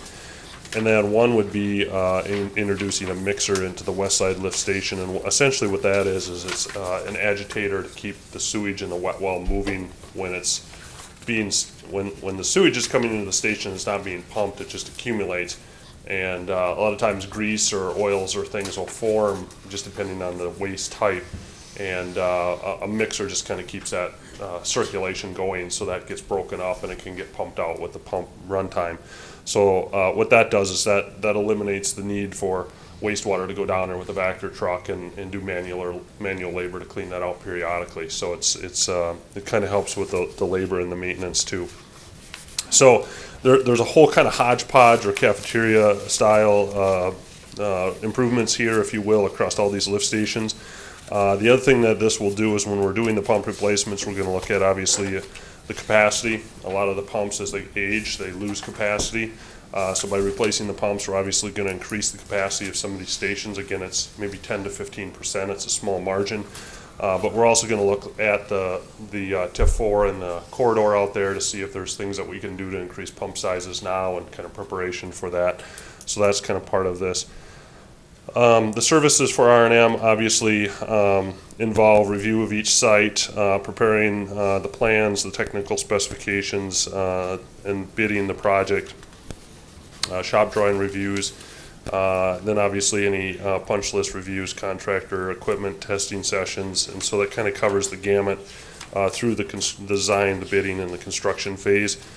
What we have proposed right now in our estimate for these improvements and with the Rupert Milky task order is about $127,000. I did check with Kim, and I believe we do have $165,000 kind of allocated in the CIP for this work. So we're below what we think we need for costs for these improvements with the task order, and what we're proposing is what was set aside in the CIP. So hopefully that kind of answers what we're looking at here for improvements to the lift stations. Any questions? Do those pumps run on a timer or a quantity? The pumps run basically on, the control panel has float switches, so as the wet well fills up, the floats will tip, and then they will activate the pumps, and then the wet well will draw down, it'll pump the sewage out, and then the floats will tip back down and shut the pumps back off. So they're all operated on those float sensors. Did I hear you say that this is specifically for 4 lift stations? Yes. And are you limiting it just to looking at those 4? These are the 4 that we're determined to need, and I guess John's been hanging around here. I know that we've been making improvements on the other stations over the people who've been here for multiple years know that we come in with kind of a lift station rehab little project every year or two to do this. We did several of the control panels here, I think, last year, so. But this is for the next 4, if you will, in the sequence. And I think it was only spread out just due to kind of splitting it up in the capital program to make sure that we're not, some are worse shaped than others, and I think we've addressed some of those immediate needs in the past years, but obviously we're moving along and we're picking the next 4 out here, so. My only suggestion would be actually just putting that on the task order, like which lifts. Oh, I just absolutely, don't see any yeah. language in here that spells out which 4 it is. Yeah. That would be my only suggestion. More than happy. I understand when I was getting a little background information from Dave today, I actually wrote, that was the exact question I asked. I wrote all this down that I just had mentioned because I know that the task order was talking about the lift station improvements, but what and how much and why. So Okay. definitely we'll break that out. Great. Any other questions for Jason? None for I me. think we're good on this. We'll bring this forward to the next regular meeting then. All right, thank you very much. Thanks, Jason. Okay, then on to number 11, temporary stop signs for road construction, Highway 73 and 89 and Highway 73 and Fuller Street. There is a proposal in the packet here which kind of outlines the situation. Sounds like Patrick has been involved in these discussions with the chief and also Davis Clark about these concerns, and there's a map on the back page of that which also shows the locations of these. I'll turn it over to you, Patrick, if you Okay. want to say anything about it up front. Sure, I would be happy to. Just want to note on the map here that was provided in the packet, I show an additional temporary stop sign at 89 in Waterloo. That's one we didn't, we talked about but discounted, so I had that on the map in error. But the map here shows, what we've got in place for a local detour. Primarily, the concern was as these the detours and the road construction takes off, trucks are still coming in, and the police department's enforcing it. The contractors, the DOT, is keeping tabs on it.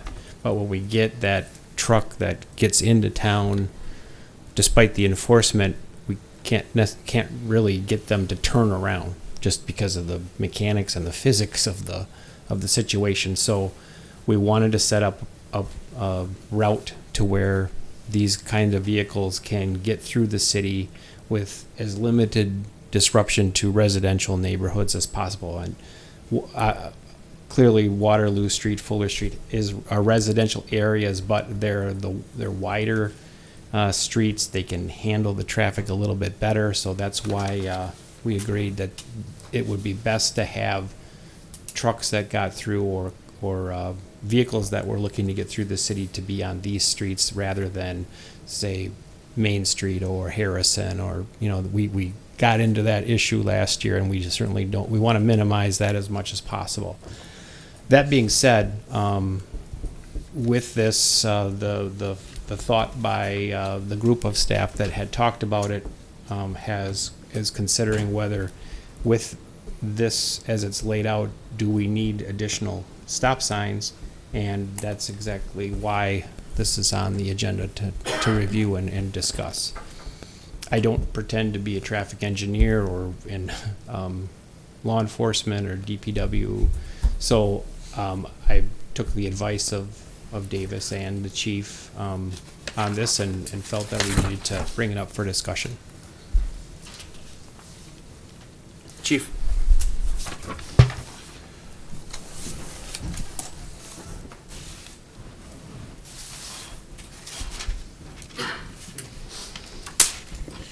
So, in addition to what Patrick has described with the detour through the city, part of the state's detour is Highway 73. So, in addition to vehicles that do slip by the outer detour, we're just probably going to see an increase in traffic up and down Highway 73 and Highway 89. And the other concern was that during school days, during the morning drop-off and the afternoon pickup times, we see an increase in traffic at those intersections as it is, and now that we have a lot of detour traffic coming through, there's a potential there for traffic backups and other safety concerns. So that was kind of the second part of the thought process behind adding these temporary stop signs there. You don't think that adding the stop signs would stack up traffic more on the only road that you can drive through town? So we talked about having these signs at both intersections at the same time, or having at least at one intersection during one phase and the other one during, a lot. It's very early in the construction project. We're on day 2, so we're still learning things as we go here. It might stack up traffic, but I think the interruption will be minimal on Highway 73 and 89 because it is a 3-way stop. Everybody has to take their turn and get through there. I see without the stop sign, we have the potential for traffic to back up more on Highway 89 and on County K, Fuller Street, as you're kind of facing the Cenex. Kelly, go ahead. How much would a temporary roundabout cost? Those two gentlemen right back there. If it were just as easy as throwing down carpeting. Reagan? I guess I have a issue, or I think there's a potential issue with diverting folks onto Fuller Street. I mean, you're down there in the morning, Chief, and you watch the school buses try to make a right-hand turn off of Fuller onto Park Avenue. It's pretty hard, and it takes them a while. Why can't we just divert these folks onto Tower Drive and take them up straight to 89 right at the BP station? Because Fuller Street is, per ordinance, it's one of our designated heavy trucking routes, and it is marked with the yellow signpost, so we're just trying to follow the ordinance and direct people to go the proper way. I understand what you're saying, but that is Would we have spelled a out in problem our with ordinance. Tower Drive? I mean, would Chief. that handle the load? I mean, it takes heavy truck traffic as it is. Jason has a note in here, just because of the condition of Tower Drive from last year.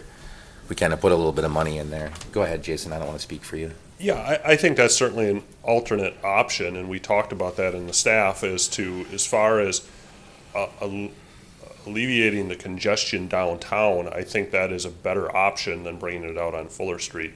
A little bit of the concern is that it is a little further out of the way, plus, I do have concerns about the lifespan of Tower Drive. I mean, we talked about the sub-base last year when we made those improvements, and the city paid for some of the costs because of the street failure.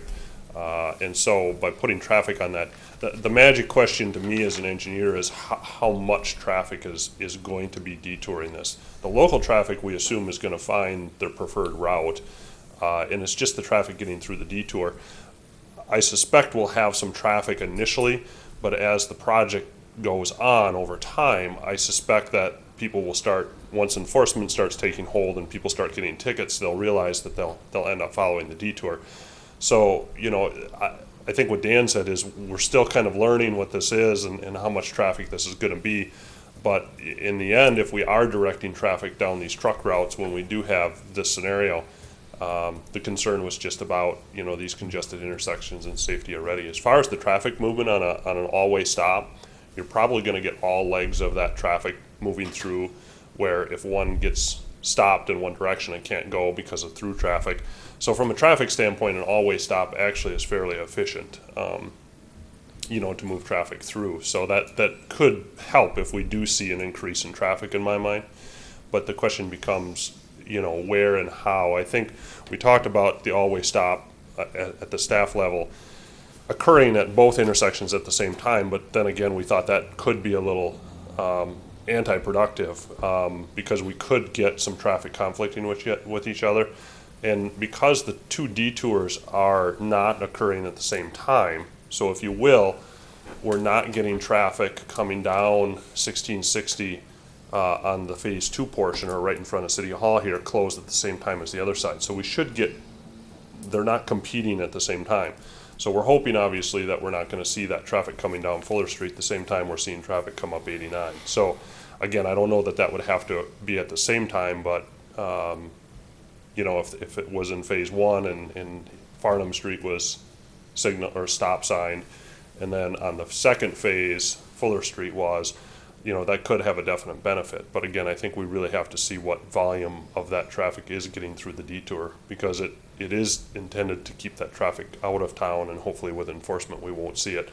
But I think this was our contingency or backup plan if we did see that, because Patrick said, we had trucks taking down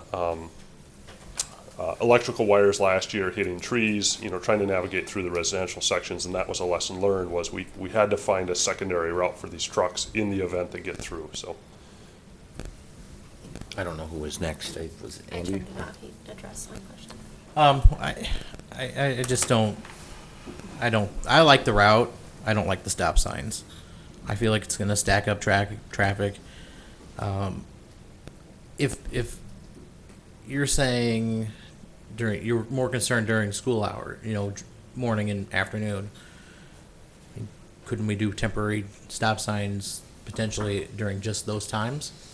You have your crossing guard bring out the DPW has those stop signs with on their little construction. Physically, we could do that, but from an enforcement standpoint, getting people they drive through their, part of the day and there's no stop sign, and then all of a sudden during these hours there's a stop sign. That might be a learning curve, and then I don't know, there's a certain percentage of the traffic that isn't local. So I don't know if that's going to add to the danger, if we're just putting up stop signs a couple hours of the daytime. I don't know if there's a way to mitigate that, high visibility signs or something, but I think it would just be easier to have the signs up during the whole daytime, and obviously when there's less traffic, people just have to go up there. It takes about 3 seconds to make a complete stop and then proceed. And just to add to what Jason was saying, is I think the theory was that with phase 1 coming from the east and detouring traffic on the Waterloo down to 89, the stop sign that would be needed would be the one on Park Avenue by 89, Farnham Street, because we're going to see an increase of traffic coming up 89 to there. And then with phase 2, when it flips, in theory, we would see more traffic coming down Fuller Street, so we would need the 3-way stop at that intersection. But not ever at the same time? Hopefully not, because then I could see your point. I think where we would have the traffic backing up is on Park Avenue between, in that 2-block distance between Farnham Street and Fuller Street. That might be the problem. Yeah, that was a real concern of mine. Okay, thanks. Trina? I actually really like the idea of of having the temporary stop signs. I think it'll be really useful for safety for everyone to just know that they each have to wait their turn. And I think it's useful both for the school times and for morning and evening rush hours. Just think it looks like a really good idea, not having someone trying to race out into traffic at random points in between.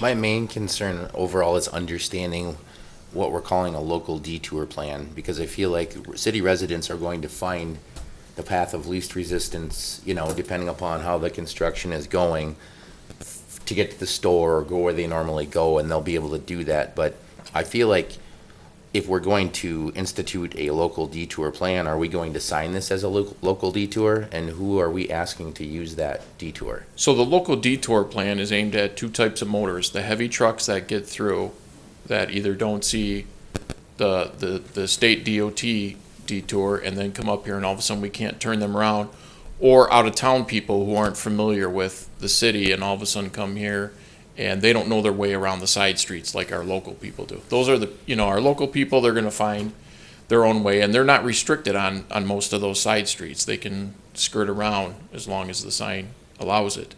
So we designated those local detours for the heavy trucks that get through, that we can't turn around, and out of town people, just for simplicity's sake, that we're not telling them, well, just figure it out.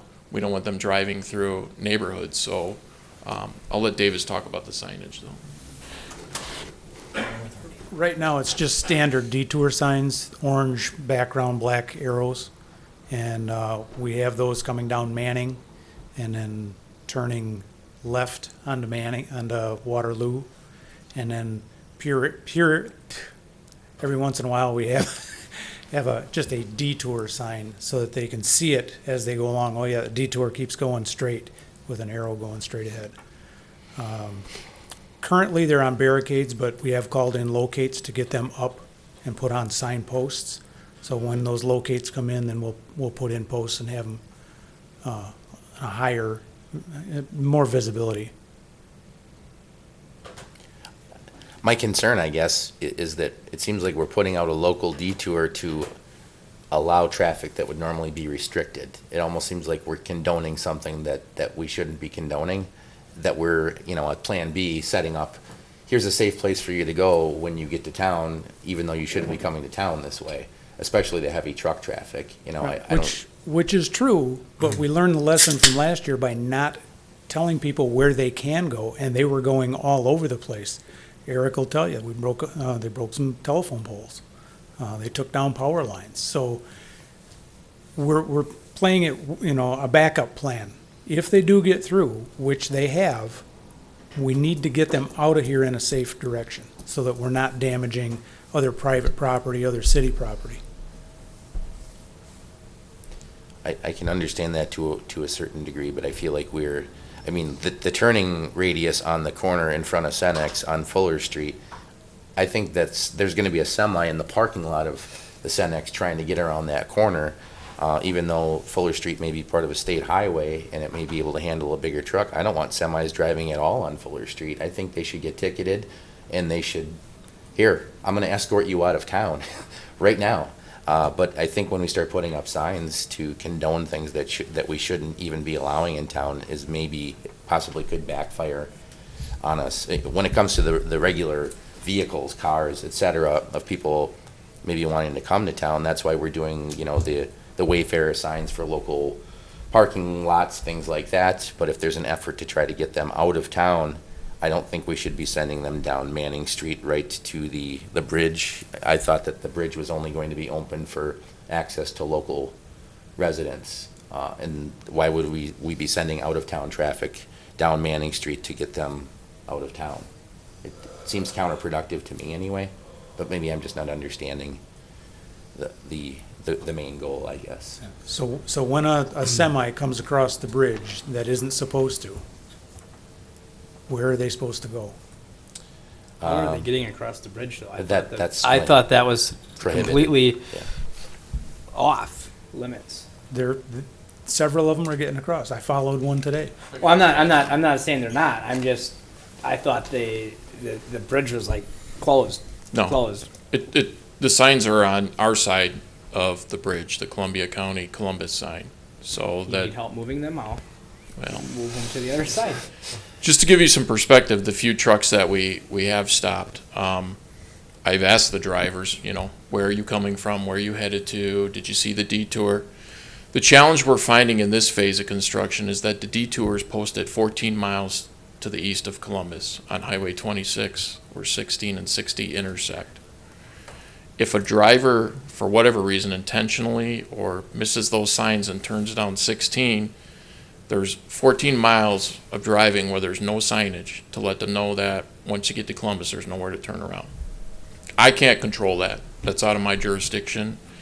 The other problem is we've stopped a few truck drivers who are making deliveries in areas like Reeseville, Lowell, who are in that place legally and then come down 16 between where the detour signs are posted. They have no way, there's no additional signage. I know I talked to Patrick about seeing if we could get some additional signage posted in Dodge County to let drivers know, but it still comes down to where are we going to get them to turn around. Once they get to the bridge, it's physically impossible without possibly damaging more property and tying up traffic for hours. So that was the theory with not so much condoning illegal driving behavior, but finding a way out. We could still cite the drivers, tell them not to come down here, but we still have to deal with semis starting to stack up on the highway by the construction site. Yeah, I don't think they should be here. I think truck drivers have their own community and their own communication, and when they find out that they got to the city of Columbus and they couldn't get their semi anywhere, and it was absolute, inconvenience for them. I don't care that they drove 15 miles out of the way because they may or may not have seen a detour sign. I want them to get the word out that they can't come through town. I don't think they should be permitted to come through town. And, they're going to beat up all the roads that are already falling apart in town while we're getting the highway fixed up. I don't agree with any of that. I think that there's a way to deal with them on an individual basis as you're communicating with them and try to escort them or show them the best way to get out of town. But if we're directing them to Highway 89 and they're trying to get on Highway 60, I don't think they're going to follow this detour anyway. They're probably going to get on their GPS and try to find some path of least resistance to get them to where they want to go, or they're going to radio their dispatcher or whatever and tell them where they're at. But I feel like we're condoning something here that we shouldn't be condoning at all. That's just my perception. I don't get it. I think last year the things that happened, there were other reasons for that as well, is that maybe we didn't get the word out in advance. Maybe it wasn't signed correctly. Maybe truckers weren't paying attention to the signs. Maybe we had the inability to enforce traffic laws because of the signs that we did or didn't have. And I think that we've got the DOT on our side at this time to help us get the word out and maybe get those signs further out into Dodge County to let them know that the road is closed at the bridge. But Kelly, go ahead. With the second phase then of the construction, so if I was wrong about the first phase and people can get across, this might be one way to get them out of the city. With the second phase of construction and then the highway being open to the four corners, would you envision this would continue, or would you envision then that they just go back to 73, one of the ways back around on 151 to the highway to 16 there? Take 73 out to 150. Because that's the official state-approved detour then for the second phase, is it's the four corners out to the hospital and then back. Mm-hmm. Yeah, I believe our vision was after phase one was completed, this Manning, Waterloo, Farnham was no longer necessary because the connection to the downtown was then completed. Right, if I had that correct. Truck traffic couldn't get through that half intersection though. At 73. There's going to be one lane open, correct? That will be constructed under phase one. When phase one is complete, then Load hatch? yeah. Oh, okay. Right. Is phase one carrying through the four corners too? Didn't we make that happen? Okay. No, phase one is they're not doing the extra work though. Okay. They're just doing the intersection, but they're not doing the extra block or two. Right, but Okay, right. it'll right. be, I just wanted to make sure Okay, we were both thank on you. the same page. But they're not doing half of the intersection in phase one and then doing the other half of the intersection in phase two. They're completing the entire intersection on phase one. Okay. That makes sense. That's good to know. I just had a comment. I mean, I think while I appreciate Mike's comments, there's no way to get 100% compliance. And I think having some sort of agreed upon plan for when what's supposed to happen doesn't is important. I get that you want to make it painful for truck traffic that's not paying attention, but realistically, I think as a resident, I would rather know that there's a designated route for these people to go on than one or two even coming in and wandering around. So I like I don't know that if this is not the perfect route, whatever, but I think having one is a good idea. I'd like to give discretion to law enforcement based upon what they run into. I mean, and this route here, if someone's coming in on Manning, there isn't any reason that law enforcement couldn't direct them to get on Highway 73 and get out on 151. I guess If- what I'm bringing up is law enforcement may not be aware when it's happening every single time. So I think as, you'd want them to go a certain way if no one's watching and they're trying to do the right thing. They, for whatever reason, they're in town, now what? Then I feel like we're condoning it by signing it personally, especially heavy truck. I mean, we can put up a detour sign and put no heavy truck traffic allowed under every detour sign. Maybe they'll use that route to get out of town, or maybe they'll ignore it because it's not convenient for them. And I don't know that this is gonna solve the problems, I guess. I'd rather have discretion on case-by-case basis personally, but that's just me. I feel like by marking a sign, we're condoning something that shouldn't be condoned, and that there may be other routes that they could use, but I think we're looking at a different situation than last year personally. I don't know that we were well prepared when we had that James Street couple days of construction and, We were approved with a DOT detour last year, so, and the signs were up in advance. I think the difference last year, it was a much smaller section, so we invited people over the hill and they couldn't really visualize the detour, they see the work going on until they got into the construction area. I think we're signed much further out on this one. I just want to add, I'll go back to 2012 when we did the project downtown here, when we did the interceptor sewer replacement. We had the same detour in place at that time. And what in the DOT, and we've had some extensive conversations about this even long before the project started, but what we're not allowed to do is, the best alternative of what I would love to see is basically go down there and put some concrete barriers right across the bridge and say, that's it, nobody's coming in and out of town. The problem is you displace the people in the school district, you displace the school buses that have to go across the bridge. The emergency vehicles have to get over there. We just can't isolate the bridge, not is if the bridge is out. That's a different scenario.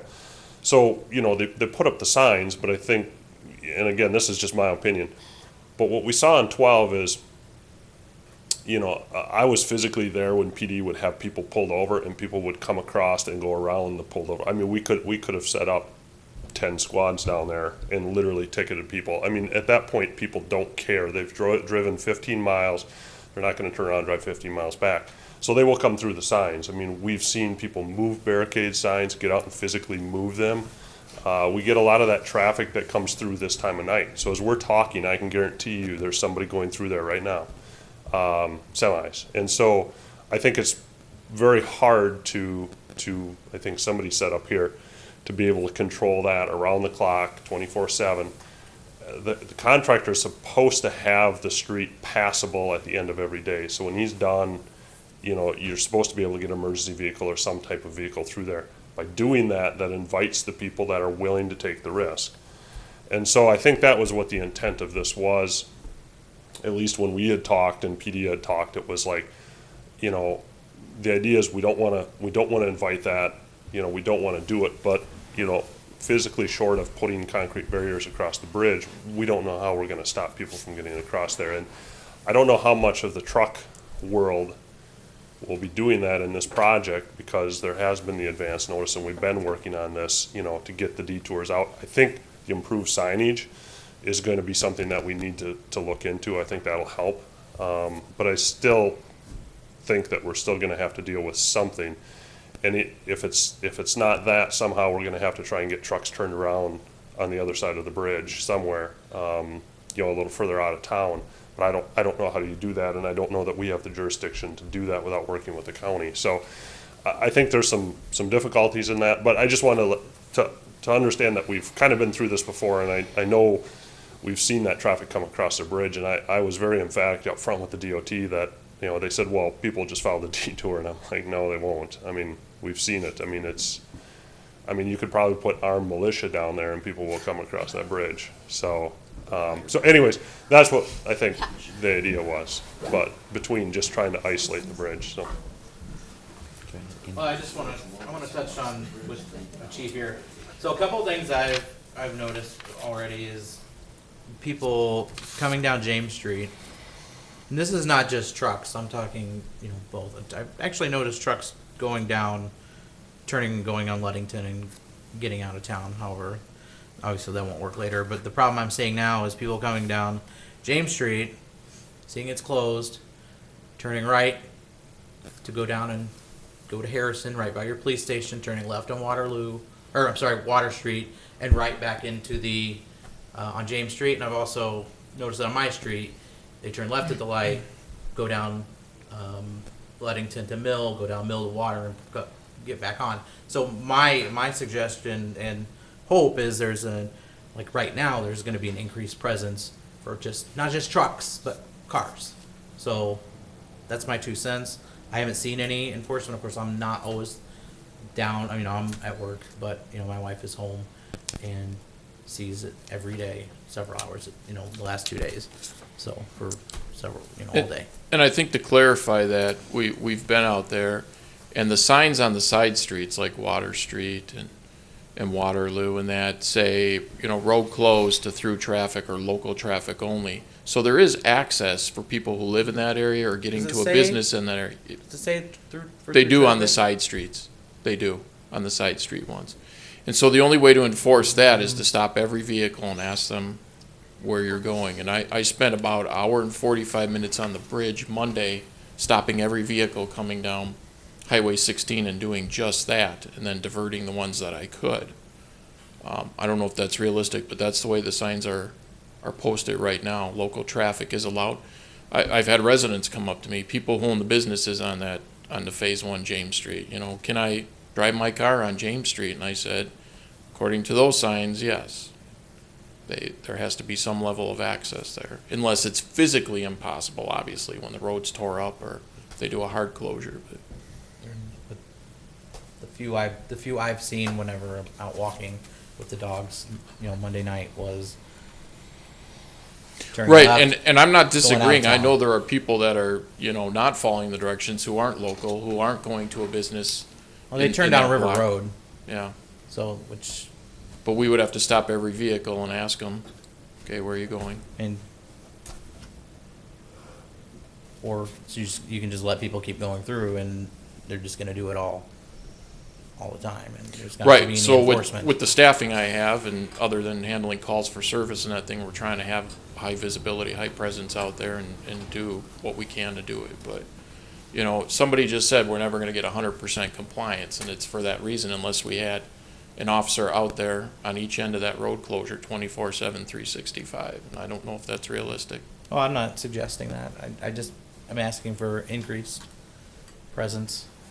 And if it takes pulling 10 people over in an hour to find out what they're, once a day, whatever. I mean, I understand you guys are limited in your staffing as well, but, driving through these side streets to skip the detour is really shouldn't be happening at all. But if it's local traffic, it's okay for them to do that. I guess that's the point I'm making. Sure. If they're in town here, they can drive up and down Harrison Street like any other day that they would want to. Yeah. So our problem is differentiating who's who and, who we need to stop and talk to without And I imagine if we start stopping local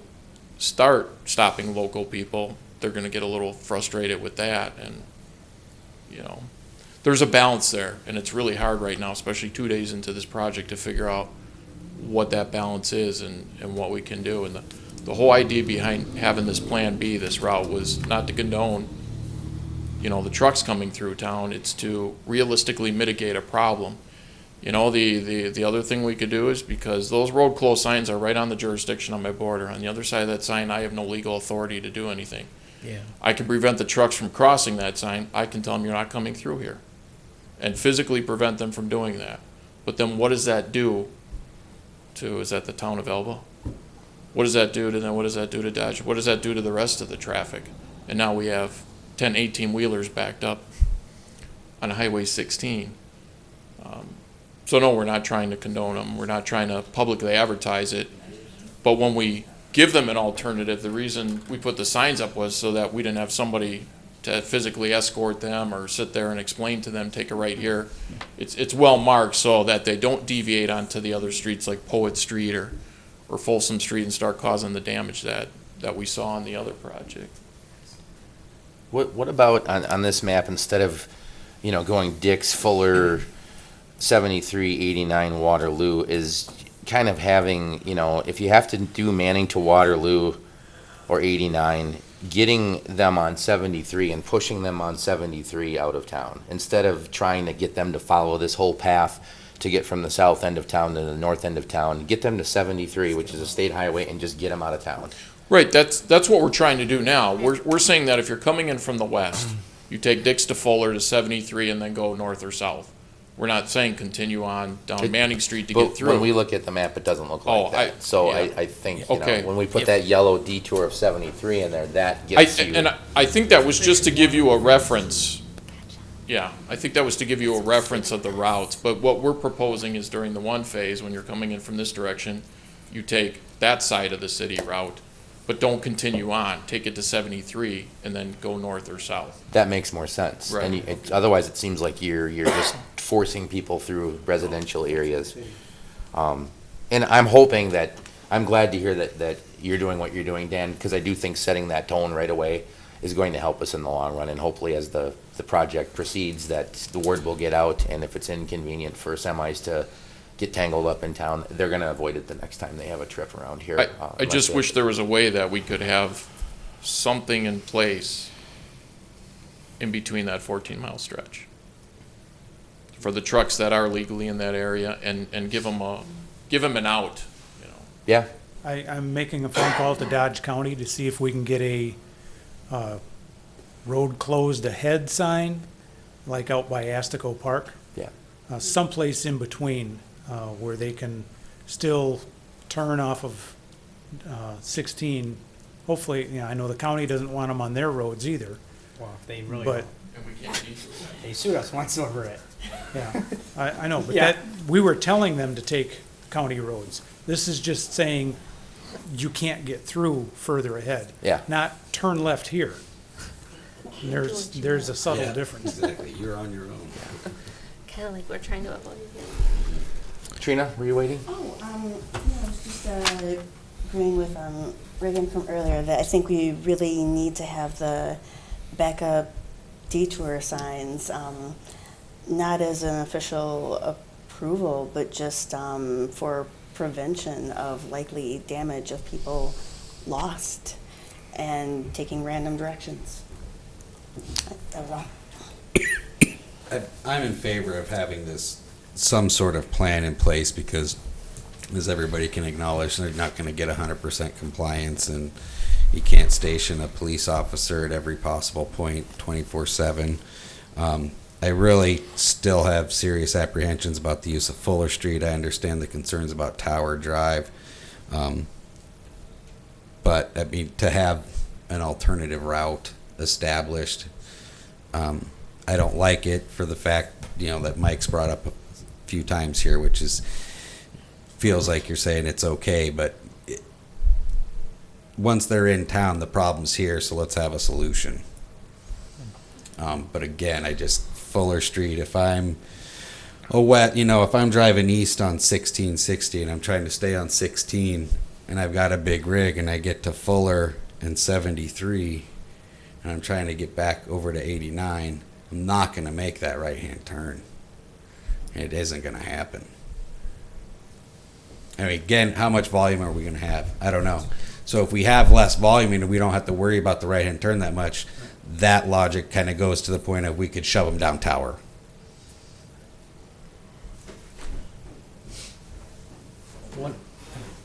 Why couldn't we bring them, like this, the people coming in down James, why couldn't you send them up Maple to up by Countryside and back out of town and back onto the highway? Hey, Andy, I think that is an option, and we can take a look at that. The other thing I wanted to comment about, Reagan, your comment about making the right-hand turn to go to 89. At that point, 1660 East will be open, because that'll be phase 2. So it's likely, because what we just talked about So they is, turn left? right, because the detours that we have on the map, although it looks like one detour, it's actually 2 detours, the first detour and then the second detour. And so I suspect that any truck traffic coming down Fuller that wants to go east on 1660 will take a left-hand turn, which, because of the angle of that intersection, will be much easier to get out. And then they'll go down to the downtown and then make that turn and head east. So I don't think there'll be a lot of that right-hand turn movement, because if they have to get to 89, then my logic would be, why wouldn't they come in on 73 and, yeah, or something absolutely, like that. but so they're not. Because those are the paying people that I think attention. are trying to get east on 60 anyways that are going to be taking this route. Mhm. So I don't think they would be trying to get down 89. But again, I'm sure there's scenarios that are possible in every situation. But I just wanted to point that out, that I think everybody will be trying to make the left-hand turn more than the right. Did you consider at all the Manning Waterloo to School Street just to get them on 73 quicker? I mean, School Street's obviously a small residential road, but so is Waterloo. It's just longer. Yeah, but the turn off of Waterloo onto School would be, that's kind of an odd intersection as well. And it's a narrower road. School is narrower than Waterloo is. That's So why we wanted to get them down to the highway. The intersection of 89 and Waterloo is it's wider, I guess. Correct, yes. And Okay. there's a gravel shoulder Okay. on both sides there, so Okay. there's a little margin of error. We had, Yeah. we had damage at school in Waterloo at 12. I don't know. Before me. Yeah, we had damage at that. Trucks trying to make that turn. Lots of ruts. Yeah. All right. I think in 12, we also put up no parking signs on Waterloo. And those are up right We now. do. We have one side of Waterloo is restricted parking, no parking. One side of Manning and a little bit on School Street, one side, and then down towards the intersection, both sides. It's to allow more room for traffic. Correct. Okay. What do you want officially from us? I think if we're going to put up signage, you probably need this to come to the regular council meeting to memorialize that event, I'm assuming. Is that correct, Patrick? Yeah. The presence of the stop signs, I think, is what we wanted feedback on, and and I guess to be clear, I was the one who made the map, and I can see the intent of the map was to show where the stop signs are, but if you follow the yellow line, you can see it going all the way through, and in fact, it's been our intent all along to kind of have it in 2 pieces, and the goal being to get traffic to a highway, particularly 73 in both phases. So, but if I'm sensing that we're feeling okay with the detour piece of it, then the question is the stop signs, and if that's something that we can move forward with. To reiterate, so for phase 1, the need is at 73 and 89. For phase 2, the need would be at 73 and Fuller. I would be in favor of the stop signs as long as at no point they were both active. Right. And if during the project, we find that people are not getting through and the detours aren't hardly being used, at any point, we could take the stop signs down. If we find that, they're really not needed, we can always take them down. to that, the first thought I had was I'd almost like to get the detour up and wait to see what the need is before we put the stop sign in. If we could at least wait 2 weeks, if you guys get this detour put in, see what type of usage we have, Right. see if people are abusing it or if people are complying, and then revisit the stop sign issue, I'd be fine with that. So I guess what we're seeking is your approval for the stop signs if needed. If you would come back here first? I'd like 2 weeks, to tell you the truth, just to Yeah. see, since we're fresh into this, to see Yeah. if the need exists, I and don't then. find it I'm funny happy. at all. It was a serious question. No, yeah, we would come back here first. Why people are laughing. I mean, I would be fine with just having an open approval if it seems like traffic's backing up for several days. I don't know. Why can't we bring it back in 2 weeks and see what the usage is and then decide if we need an open approval or just a standing stop sign? Oh, I think we can. Yeah. I'd be open to that. I'd be fine either way. Okay, well, let's see what happens in between now works and the for next committee of the whole, and kind of just touch base and see how things are going. The detour will be in, I think we'll get a better sense, since it's only been a few days on the project, so thanks for being patient and waiting all night for the conversation. It's been fun. What if we really like those stop signs No. over on 89? Absolutely not. What if we really like them? So we're just gonna bring that back to the committee of the whole for a report, I guess. And then on to number 12, which is, I think, a no-brainer. Council meeting and election schedule for April 4th. I'm assuming that you're looking to see if we would want to move the council meeting to the Monday night instead of the Tuesday night on the 4th. Yeah, Yeah. you can go either way, it's just that, normally we need more help over there, and it's hard to get. We've done this before. Usually Monday night is the night we move it to, which would be April 3rd. Would anybody have a conflict with changing? Opening day. It is opening day. Oh, boy. Baseball? Baseball. Oh, boy. Usually during the day. True. I think too that Right. it does help the clerk and the poll workers because the Wednesday after the election also requires some follow-up and. Okay. It's 3 big days in a row. It's easier to have a meeting like this ahead of the. Mondays aren't great for me, but this much advance time I can figure out a alternative. Rod, you can go enjoy your baseball. I mean, I'm okay with the Monday, but as long as we get the packet on Thursday instead of, like, we did it before and we got it on a Friday. It was really difficult. Try to get the packet a day early. Yeah, we This one, we were waiting for a lot of stuff from the. Oh, not this one. This was different. Always blaming the Yeah. attorneys. Or it was a Monday meeting. So is the council in favor then of rescheduling to April 3rd? Yeah. Yes. Yes. Sure. All right. All right, I think we made it all the way through. I'll take a motion to adjourn. Motion to adjourn. Second. Motion and a second. All those in favor, please say aye. Aye. Aye. Any opposed? Seeing none, we're adjourned. Thank you.